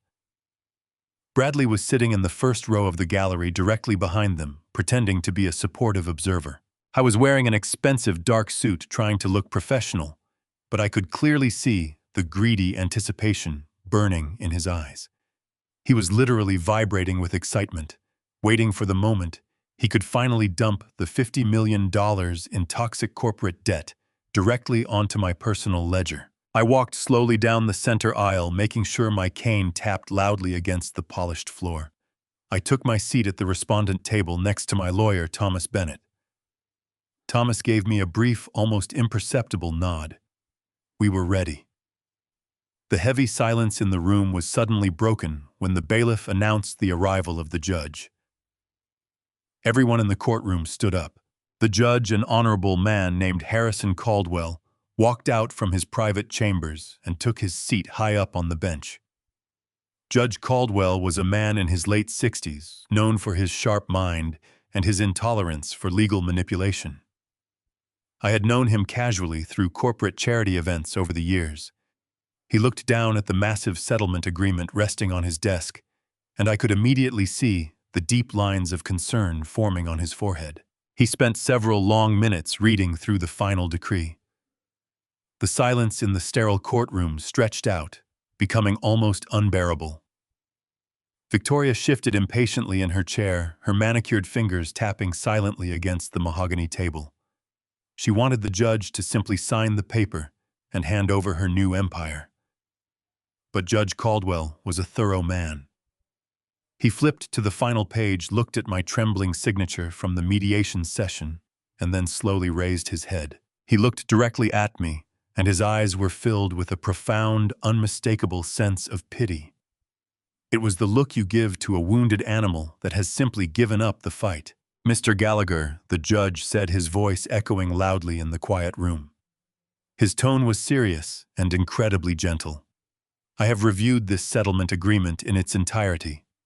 As the presiding judge, it is my duty to ensure that both parties fully comprehend the magnitude of what they are signing. I need to ask you some direct questions, and I need you to answer them clearly for the official court record." I looked up at him, keeping my hands resting on my cane, letting a slight tremor shake my fingers. "Yes, Your Honor," I replied, making sure my voice sounded thin and incredibly tired. "I understand." The judge leaned forward, clasping his hands together over the thick stack of papers. "Mr. Gallagher, you are formally surrendering 95% of your visible net worth. This includes full, unencumbered ownership of the Gallagher Medical Holding Company, the Lake Forest Mansion, the luxury vehicle fleet, and all prime real estate. You are walking away with a very modest suburban apartment and a minor operational facility that your wife has explicitly rejected." He paused, letting the sheer absurdity of the agreement hang heavily in the air. He looked at me with genuine sorrow. "This settlement is incredibly lopsided. You are surrendering the work of a lifetime. You understand this is irreversible." Gregory Pierce immediately bristled, leaning forward to object, but Victoria placed a restraining hand on his arm. She was terrified that if her lawyer interrupted, the judge might halt the proceedings. She needed me to answer. She needed me to surrender publicly. I took a slow, deep breath. I looked at Victoria. I saw the desperate, hungry look on her face. I looked at Bradley sitting in the gallery holding his breath. And then I let the frail old man die. I stopped, trembling. I placed my wooden cane flat on the table, and I stood up. I did not hunch my shoulders. I stood completely straight, pulling myself up to my full height. I squared my jaw and looked directly into the eyes of the judge. The thin, tired rasp vanished from my voice entirely. "I understand perfectly, Your Honor," I said, my voice ringing out strong, clear, and absolutely resolute. I am not under any duress. I know exactly what is written in those documents. I know exactly what I am surrendering, and I am leaving this courtroom with exactly what I want. The sudden change in my posture and my voice caught the entire room off guard. The judge blinked momentarily, surprised by the absolute strength radiating from a man he had pitied just seconds ago. Victoria frowned slightly, a brief flash of confusion crossing her face. She looked at Gregory Pierce, but the aggressive lawyer just shrugged, assuming this was simply the final pathetic burst of pride from a completely defeated man. They thought my statement was a metaphor, a philosophical acceptance of a simpler life. They had absolutely no idea that I meant it literally. I was leaving with exactly what I wanted. I was leaving with the medical patents safely secured in my son's name, completely free from the massive financial bomb I had just handed to my wife. Judge Caldwell signed his name. He struck his wooden gavel with a loud crack. "It is done." Victoria jumped out of her chair. She hugged her lawyer, practically vibrating with greed, now the sole legal holding company owner. Bradley stood up in the front row of the public gallery, smoothing the lapels of his expensive, tailored suit. He offered Victoria a wide, arrogant smile, completely unable to hide his excitement. They both looked down at me, sitting quietly at the respondent table.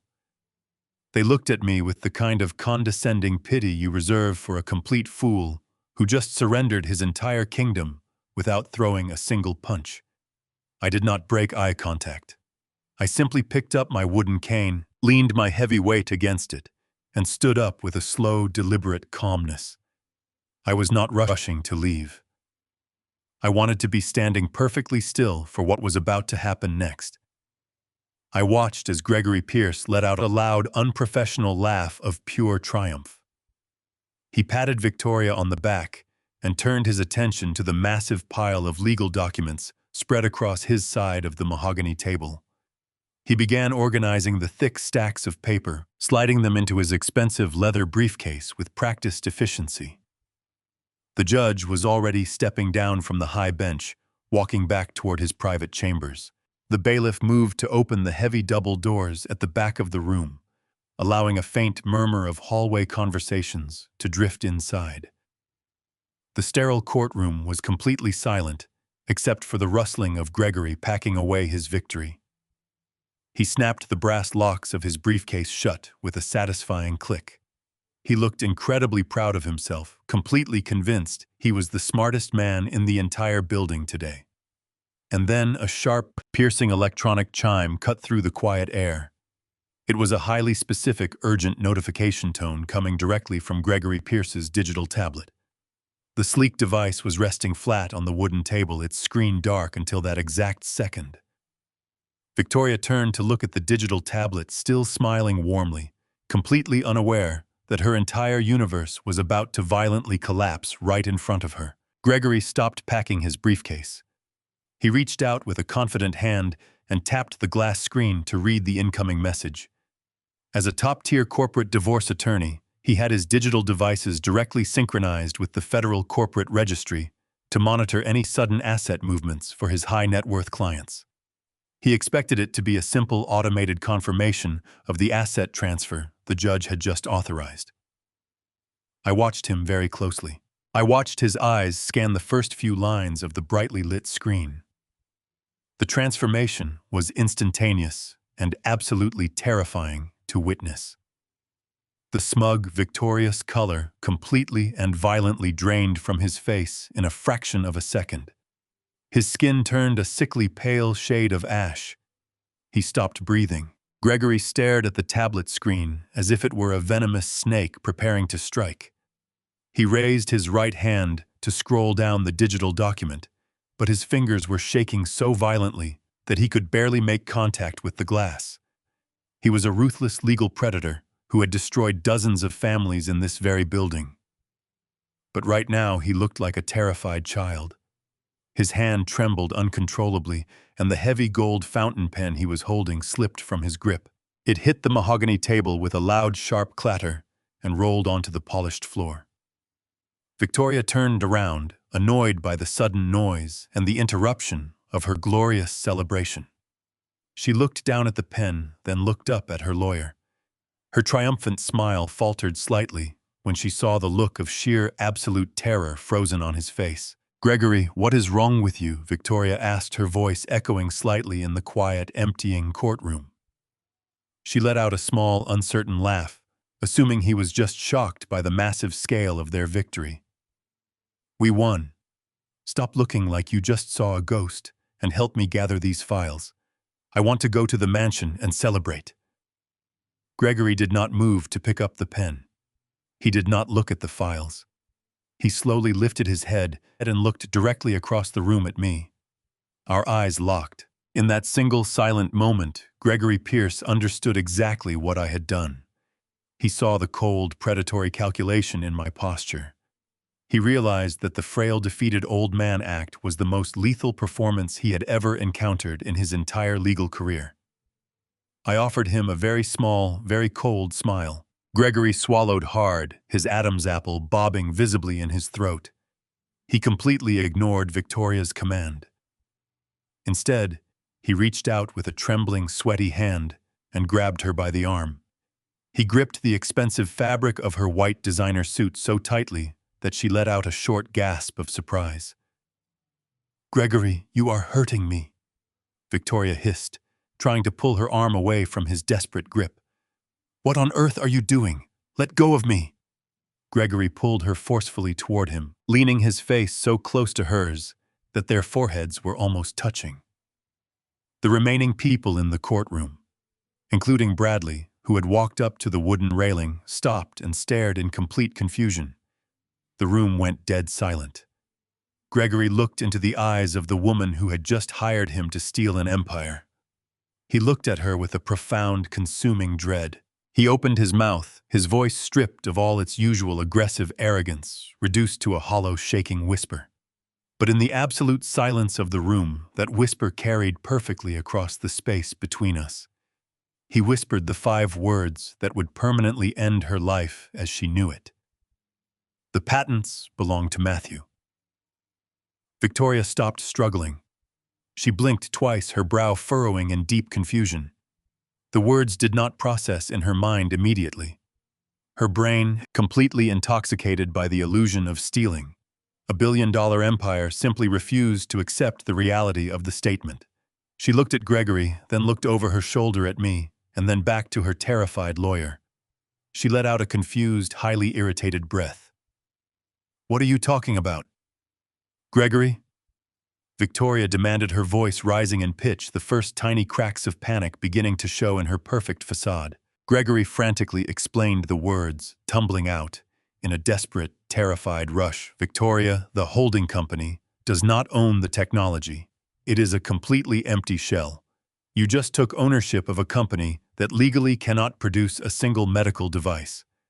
And you just absorbed $50 million in unpayable toxic corporate debt directly tied to your new mansion." Victoria stared at him in complete shock, her eyes darting frantically back and forth across his face. The beautiful white designer suit she wore suddenly looked exactly like a straitjacket. She had not stolen a grand, invincible empire today. Instead of securing her lavish future, she had unknowingly walked into the absolute most brilliant, perfectly executed legal trap ever designed. She had just legally signed her own absolute, inescapable financial death warrant. The trap had snapped shut, leaving her with absolutely nothing left. Victoria stood completely frozen, her mind violently rejecting the reality of the words her lawyer had just whispered. "The patents belong to Matthew." The phrase echoed in the absolute silence of the courtroom, hanging in the air like a thick, suffocating cloud of smoke. She blinked rapidly, her perfectly manicured hands trembling as she looked down at the signed divorce decree resting on the mahogany table. She had just demanded and received 100% ownership of the Gallagher Medical holding company. She had aggressively claimed the sprawling Lake Forest mansion. She thought she had stolen a billion-dollar empire. But her lawyer, Gregory Pierce, was looking at her with an expression of pure, unadulterated terror. He frantically tried to explain the catastrophic mistake they had made, his voice shaking with panic. He told her that the holding company did not actually own any of the medical technology. It was nothing more than an empty corporate shell, a worthless brand name that legally could not manufacture a single surgical device without my explicit permission. And then he delivered the final fatal blow. By taking sole ownership of the holding company and the mansion, she had just legally absorbed $50 million in toxic, unpayable corporate debt. It took exactly 3 seconds for the reality of her total annihilation to fully register in her brain. When it finally did, the reaction was explosive. Victoria let out a guttural, agonizing scream of pure denial. It was a raw, terrifying sound that echoed violently off the high oak-paneled walls of the courtroom. It did not sound like the elegant, sophisticated woman who had walked into the room just an hour ago. It sounded like a wild animal caught in a brutal, inescapable snare. "No," she screamed, her face turning a blotchy, furious shade of red. "No, that is a complete lie. William, you cannot do this to me." She lunged forward, pushing past her terrified lawyer. She threw herself toward the respondent table where I was standing calmly next to Thomas. Her hands were extended like claws, her eyes wide with a manic, desperate fury. She wanted to physically attack me, to tear the truth right out of my throat. But she never reached me.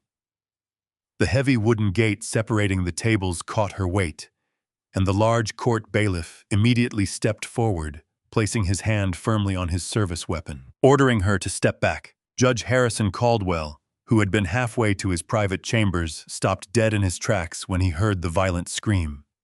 He turned around, his face hardening into a mask of absolute judicial authority. He marched right back up to the high bench, grabbing his heavy wooden gavel and striking it against the sounding block with a deafening crack. "Order in this courtroom," the judge bellowed, his deep voice commanding total obedience. "Mrs. Vance Hayes, step back from that table right now, or I will have you immediately arrested and held in contempt of court." Victoria ignored the warning, completely blinded by her overwhelming panic and greed. She gripped the wooden railing, tears of genuine terror streaming down her face, ruining her perfect makeup. "Your Honor, you have to reverse the ruling," she pleaded, her voice cracking into a pathetic, desperate whine. "You have to tear up that agreement right now. He tricked me. He hid the patents. He buried $50 million in debt. You cannot let him do this to me." Judge Caldwell looked down at her with absolutely zero sympathy. "You aggressively pushed for this exact settlement, Mrs. Vance Hayes," the judge stated coldly. "You demanded these specific assets. Your own legal counsel drafted the aggressive terms, and you explicitly insisted on excluding his son from the agreement. I asked you very clearly if you understood the magnitude of what you were signing, and you confirmed it. The decree is signed. The transfer is legally executed. This agreement is entirely binding, and this court will not entertain your regret simply because you failed to understand the financial reality of the company you demanded to control. This case is closed." Victoria collapsed against the wooden railing, her legs completely giving out beneath her. She sobbed uncontrollably, a pathetic, broken heap of a woman who had just realized she was entirely ruined. I did not feel a single ounce of pity for her. I picked up my wooden cane, but I did not lean on it. I walked slowly around the table and approached her. I stood over her, my posture perfectly straight, looking down at the woman who had plotted to throw me in a federal prison. My eyes were as cold as ice. I did not raise my voice, but I spoke with an absolute, terrifying clarity that cut through her pathetic sobbing. "You wanted it all, Victoria," I said, my voice steady and hard. "You spent months manipulating me. You isolated me from my own son. You plotted with my employee to steal my entire life work, and you smiled in my face while you shredded my documents. You demanded the crown. Well, now you have it. You have the massive debts. You have the catastrophic liabilities. You have the completely empty shell of a company. Enjoy your new empire." I turned my back on her without waiting for a response. I had said exactly what needed to be said, but the courtroom drama was not completely over yet. While Victoria was having her public, humiliating breakdown, another realization was quietly unfolding in the front row of the public gallery. Bradley, my traitorous chief financial officer, had been sitting there watching the exchange. At first, he was just confused by the sudden commotion. But as he listened to Gregory frantically explain the missing patents and toxic debt, and heard the judge confirm the $50 million in liabilities were legally tethered to the holding company and mansion, the horrific truth hit him like a freight train. Bradley was a brilliant financial manipulator, and it only took his mind a fraction of a second to do the devastating math. Because Victoria solely owned the holding company without any patents to generate revenue, she would instantly default on the massive $50 million loan he had secretly orchestrated. The federal banking authorities would immediately freeze everything. They would launch a massive forensic investigation into the origin of that fraudulent debt. They would trace the wire transfers and find the dummy offshore accounts in the Cayman Islands. They would see his digital fingerprints all over the money laundering scheme. He realized with absolute paralyzing clarity that he was going to federal prison for the rest of his natural life. He desperately needed to escape the country before the federal banks sounded the alarm. Bradley stood up from the wooden bench, his face completely pale, sweating profusely under the lights. He turned his back on his weeping lover and quietly slipped toward the courtroom exit. He reached the heavy oak doors at the back of the courtroom, grabbed the brass handles, and violently pushed them open. He did not step into an empty hallway. He crashed straight into a solid wall of dark tailored suits. Bradley stumbled backward, his expensive leather shoes slipping awkwardly on the highly polished marble floor. He had expected to burst into an empty corridor and sprint toward the nearest exit, but instead he found himself completely trapped. The men blocking the heavy oak doors were not local police officers or courthouse security guards. They were federal agents. 3 of them wore the unmistakable Navy windbreakers with FBI printed in bold yellow letters across the back, while 2 others wore the severe, unsmiling expressions of the Internal Revenue Service Criminal Investigation Division. They had been waiting patiently just outside the courtroom. They had listened to the entire humiliating spectacle unfold, waiting for the judge to officially strike the gavel and finalize the legal transfer. I stood near the respondent table, leaning casually on my wooden cane, watching the beautiful, chaotic panic wash over my former chief financial officer. Bradley tried to turn around, his eyes darting frantically across the room, searching for another way out, but the courtroom had no other exits. He was trapped in a cage of his own making. What neither Bradley nor Victoria knew was that exactly 1 week ago, while I was playing the part of a pathetic, senile old man in those agonizing daytime mediation sessions, I had taken a very different kind of meeting at night. I had walked into the federal building downtown, completely bypassing local authorities, and handed over the entire meticulously documented forensic audit prepared by my New York team. I gave the federal agents the offshore routing numbers, the forged signature analyses, the digital footprints of the dummy corporations in the Cayman Islands, and the explicit audio recording of their conspiracy from the Mercedes. The authorities had been tracking Bradley's fraudulent financial movements for 7 days, preparing a massive net, but the federal prosecutors had needed one final crucial piece of the puzzle to fall perfectly into place before they could spring the trap. They needed me to be completely legally severed from the holding company. As long as the registered owner and the sitting chief executive officer, any federal raid would have inevitably dragged me into the crossfire, freezing my personal assets and paralyzing the legitimate manufacturing side of the business.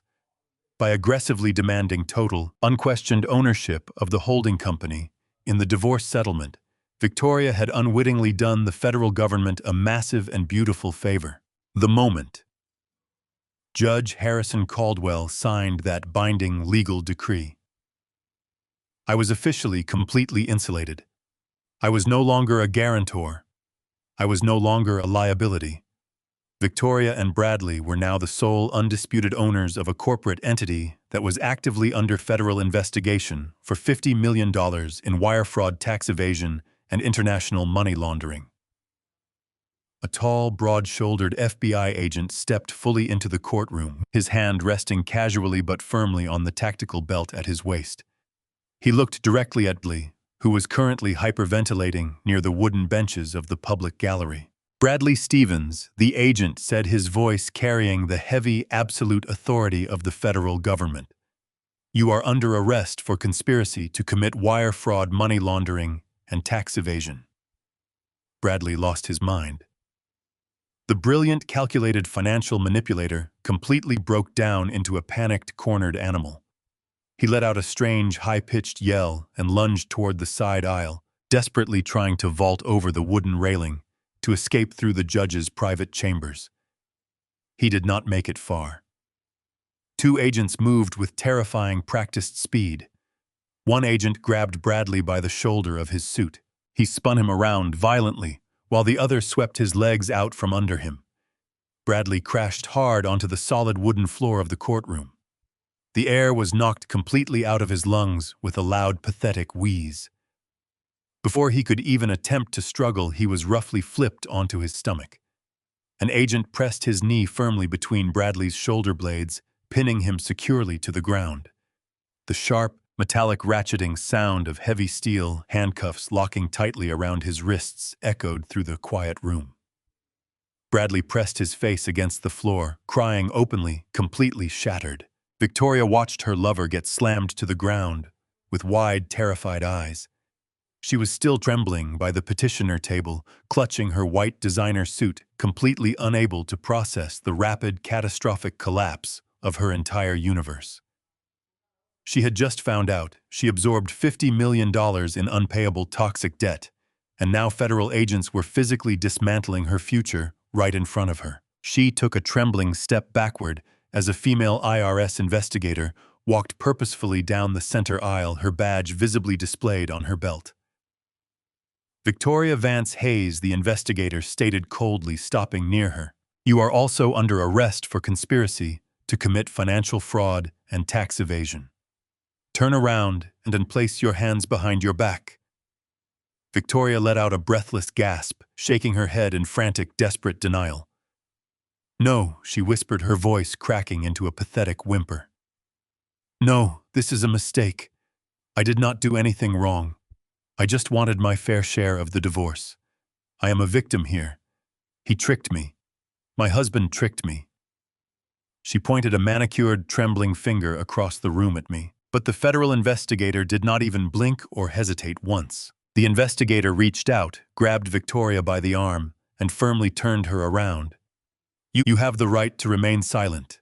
The investigator began reciting the Miranda rights with a cold, mechanical precision that completely stripped Victoria of any remaining dignity.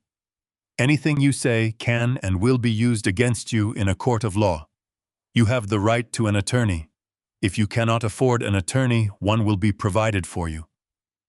Victoria began to sob uncontrollably. The elegant, sophisticated woman who had smiled so triumphantly just 10 minutes ago was completely and entirely gone right now. She was hyperventilating, her knees buckling as the cold steel cuffs were locked tightly around her wrists. Her aggressive lawyer, Gregory Pierce, had already backed away from the table, holding his leather briefcase in front of his chest like a shield, desperately trying to visually separate himself from his radioactive client. He knew better than to interfere with a federal arrest. As the agents began to pull Victoria toward the heavy oak doors, she stopped struggling for just a fraction of a second. She turned her head and looked back across the courtroom at me. Tears of genuine, absolute terror were streaming down her face, ruining her perfect makeup, leaving dark streaks across her cheeks. She looked at me not with hatred, but with a desperate pleading. The arrogance was completely burned away, leaving only a terrified woman begging for mercy. William, please, she cried out, her voice echoing. Please tell them it is a mistake. Save me. I was your wife. Do not let them do this. I stood there looking at the fear in her eyes. I did not smile. I simply turned my back, picked up my cane, and walked slowly out into the bright, warm sunlight. I watched the news anchors detail their impending financial ruin, but I felt absolutely no desire to gloat. I did not feel the desperate need to celebrate their absolute destruction or raise a celebratory glass to their misery. I simply turned off the television, walked into my small, practical kitchen, and poured myself a cup of dark black coffee. The silence in my modest suburban apartment was profound and beautiful. For the first time in over 2 decades, the heavy, suffocating toxicity was completely gone from my life. There were no more passive-aggressive comments echoing through massive marble hallways. There were no more fake smiles, no more hidden agendas, and no more whispers behind closed study doors. The massive, exhausting burden of maintaining an illusion had finally been lifted from my tired shoulders. I sat at my small wooden dining table, sipping the hot coffee, and watched the quiet neighborhood wake up through the window. It was a simple life, a life stripped of imported luxury and bloated corporate vanity, but it was incredibly rich. I had traded a hollow, parasitic empire for the one thing money could never truly buy: peace of mind. The constant anxiety that had gripped my chest for months, the terrifying fear of losing everything to the people I foolishly trusted, had completely evaporated into the morning air. I was completely free, entirely unburdened by the treacherous venom that had silently infected my previous existence. I finished my coffee, rinsed the heavy ceramic mug in the sink, and put on a comfortable pair of work boots and a simple denim jacket. I was not dressing for a sterile corporate boardroom today. I was dressing to go back to work with my son. The drive to the suburban plant took less than 15 minutes, a refreshing change from the agonizing daily commute to the downtown skyscrapers. The crisp morning air felt invigorating as I rolled down the window, letting the cool breeze wake me up fully. When I pulled into the familiar cracked asphalt parking lot of the manufacturing facility, the scene unfolding in front of me brought a genuine, incredibly proud smile to my face. The gritty, tired exterior of this building was already undergoing a massive, undeniable transformation. A large crew of local workers wearing bright yellow safety vests was operating a heavy mechanical crane near the main entrance. They were carefully taking down the old, rusty, weather-beaten sign that had marked the assembly shop for years. Standing right below the massive crane, wearing a white hard hat and pointing a rolled-up blueprint toward the sky, was Matthew. I was directing the dedicated crew with a natural, calm authority that commanded absolute respect. He looked up and saw my car pulling into the lot. He waved me over, a wide, unburdened smile lighting up his entire face. I parked the car and walked over to him, feeling a deep, powerful swell of paternal pride. We stood shoulder to shoulder in the cool morning air, watching the heavy metal chains lift a brand new, sleek, modern sign into place above the main doors. The bold, clean letters caught the morning sunlight perfectly. It read, Gallagher Innovations. It was a completely new, debt-free, and entirely legally protected entity.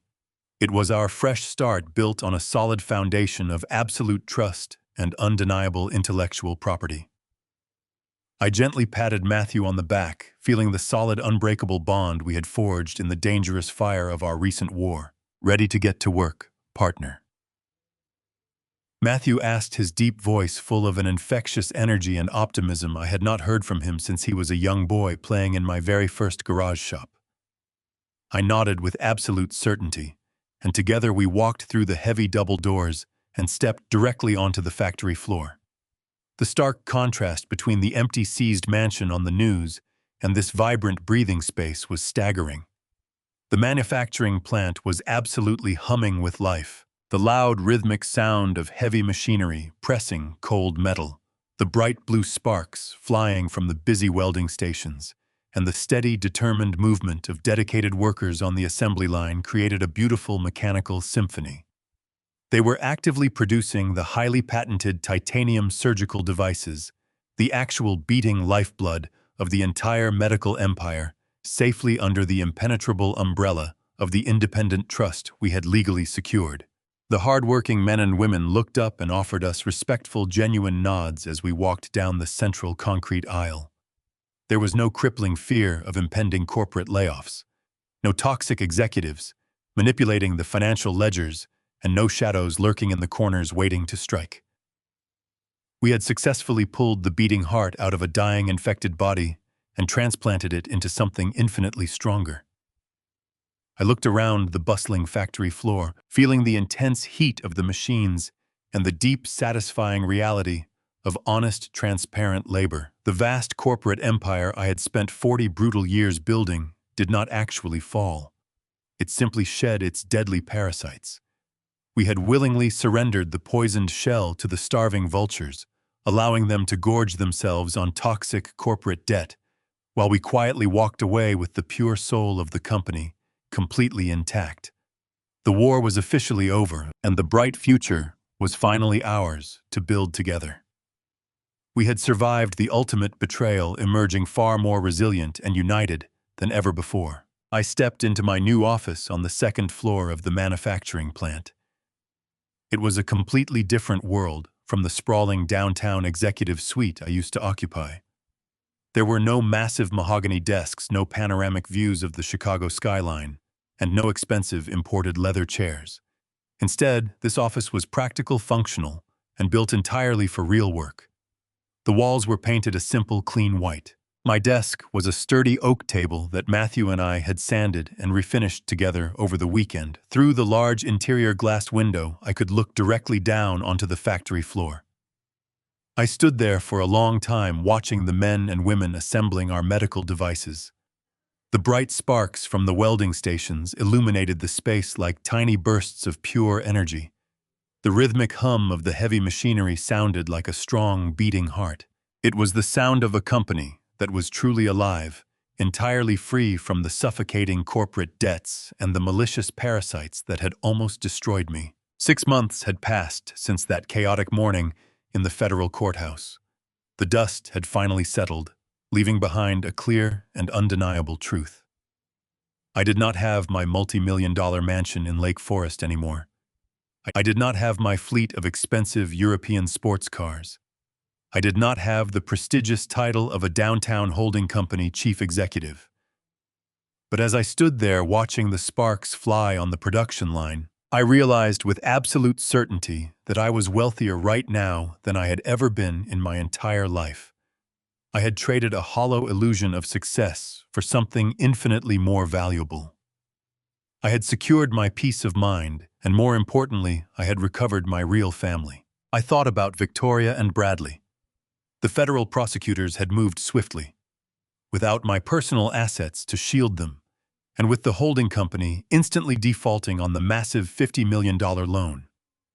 Their entire criminal house of cards had violently collapsed. They were both currently sitting in federal holding facilities awaiting their final sentencing. The mansion Victoria had fought so viciously to steal had been auctioned off by the bank to recover a fraction of the toxic debt she had unknowingly absorbed. They had wanted to completely ruin me. They had planned to lock me away in a cold federal cell while they spent my hard-earned money on tropical beaches. But their overwhelming greed had blinded them to the fatal flaw in their perfect matrix. They had assumed the shiny corporate shell was the actual prize, completely ignoring the beating intellectual heart of the patents that I had safely transferred to my son.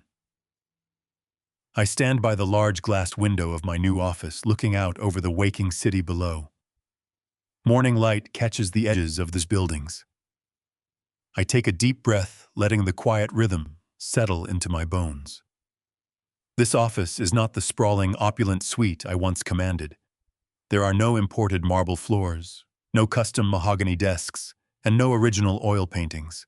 My desk is a simple oak table. The chairs are practical and comfortable. The space is functional, bright, and completely devoid of the suffocating luxury that used to define my existence. And yet, standing here right now, I have never felt richer in my entire life. I look down at my hands. They are older now, lined with the years of hard work and the heavy toll of the recent battles. I no longer wear the heavy gold watch that signaled my status in the boardroom. I traded the sprawling mansion for a comfortable 2-bedroom apartment near the river. I handed over the keys to the imported sports cars and now drive a reliable, unassuming sedan. I stripped away every piece of armor made of wealth and status that I had spent decades building. When the dust settled after the betrayal and the legal battles, I realized those shiny things were just anchors dragging me into a sea of greed. The silence in the office is peaceful, not lonely. It is the sound of a clean conscience. I think back to those dark days when I first discovered the truth. The shocking moment I realized my own flesh and blood were plotting to steal my life's work and leave me to take the fall. The sleepless nights and the crushing weight of knowing I raised children who valued money over their father. It broke my heart into 1,000 pieces. I thought I would never recover from that level of deception. I thought hitting rock bottom would end me, but rock bottom turned out to be the exact foundation I needed to rebuild my life. When everything you thought was real is stripped away, you are left with only the absolute truth. You see clearly who is standing beside you and who is running away with their pockets full. And standing right beside me through every storm, every court hearing, and every moment of doubt was Matthew. My loyal son. The son I overlooked for so long because he was steady and uninterested in the corporate game. The door to the office opens, interrupting my thoughts. I turn around and see Matthew walking in. He is wearing a simple gray suit, holding 2 cups of coffee. He has the same steady, honest eyes that his mother had. He doesn't carry himself with his brother's arrogant swagger. He walks with purpose, grounded and secure in who he is. "Ready for the morning briefing, partner?" Matthew asks, smiling as he hands me a cup. I take the cup, feeling the heat seep into my palms. "I have never been more ready, son," I reply, taking a sip of the dark, bitter coffee. It tastes better than any expensive vintage wine I used to drink at those corporate galas. Matthew walks over to the table and spreads out a few files. "The numbers for this quarter are solid. We are steadily growing, but more importantly, our client retention is at an all-time high. People trust us, Dad. They know we operate with complete transparency." Transparency. I echo the word, letting it linger in the air. That is the most valuable currency we have now. Never compromise it, Matthew. Never let a quick profit blind you to the value of the truth. He nods, his expression serious and understanding. "I know, Dad. We built this new firm on that exact principle. No secrets, no hidden agendas, and no shortcuts. We sleep well at night." I look at him, feeling a surge of immense pride. We started this new venture from scratch, just the 2 of us, after I walked away from my former empire. We faced the industry skeptics and the difficult task of repairing a tarnished name. But we did it together. There are no hidden shell companies here. There are no forged signatures or late-night meetings behind closed doors. There is only honest work, mutual respect, and an unbreakable bond between us. I walk back to the window, motioning for Matthew to join me. We stand side by side, looking at the bustling streets below. "You know," I say softly, "I used to look out of windows just like this one and think about how much of the world I could conquer. I thought success was about accumulating more money, more power, more control. I was so busy looking at the horizon that I missed what was happening inside my own home." Matthew places a reassuring hand on my shoulder. "You cannot blame yourself for their choices, Dad. They made their own decisions. Greed is a choice. You taught us all the same values. They just chose to ignore them while I chose to listen. And for that I am forever grateful," I say, turning to look at him. "I lost a lot in the past year. I lost a company, I lost a fortune, and I lost the illusion of a perfect family. But what I gained is worth so much more. I gained my soul back, and I finally gained the privilege of truly knowing my best son. We share a quiet moment of understanding. There is no need for grand declarations or dramatic speeches. The proof is in the peace that surrounds us. We are partners in business, but more importantly, we are partners in life. We survived the betrayal and emerged stronger, cleaner, and free from the chains of deception." I take another sip of my coffee and smile. "All right, partner. Let us get to work. We have a business to run, and the truth is on our side." Matthew grins, picking up his pen. "Yes, we do. Let us show them how it is done." As we dive into the morning briefing, the weight of the past lifts from my shoulders completely. The journey was painful, the lessons were brutal, but the destination is beautiful. I am exactly where I am supposed to be. True wealth is never measured by the size of a mansion, the luxury of a car, or the digits in a bank account. It is measured by the loyalty of those who stand by you when the chips are down and the integrity you maintain when under fire. Greed is a blinding poison. It convinces the arrogant that they are outsmarting everyone while they are actually digging their own graves.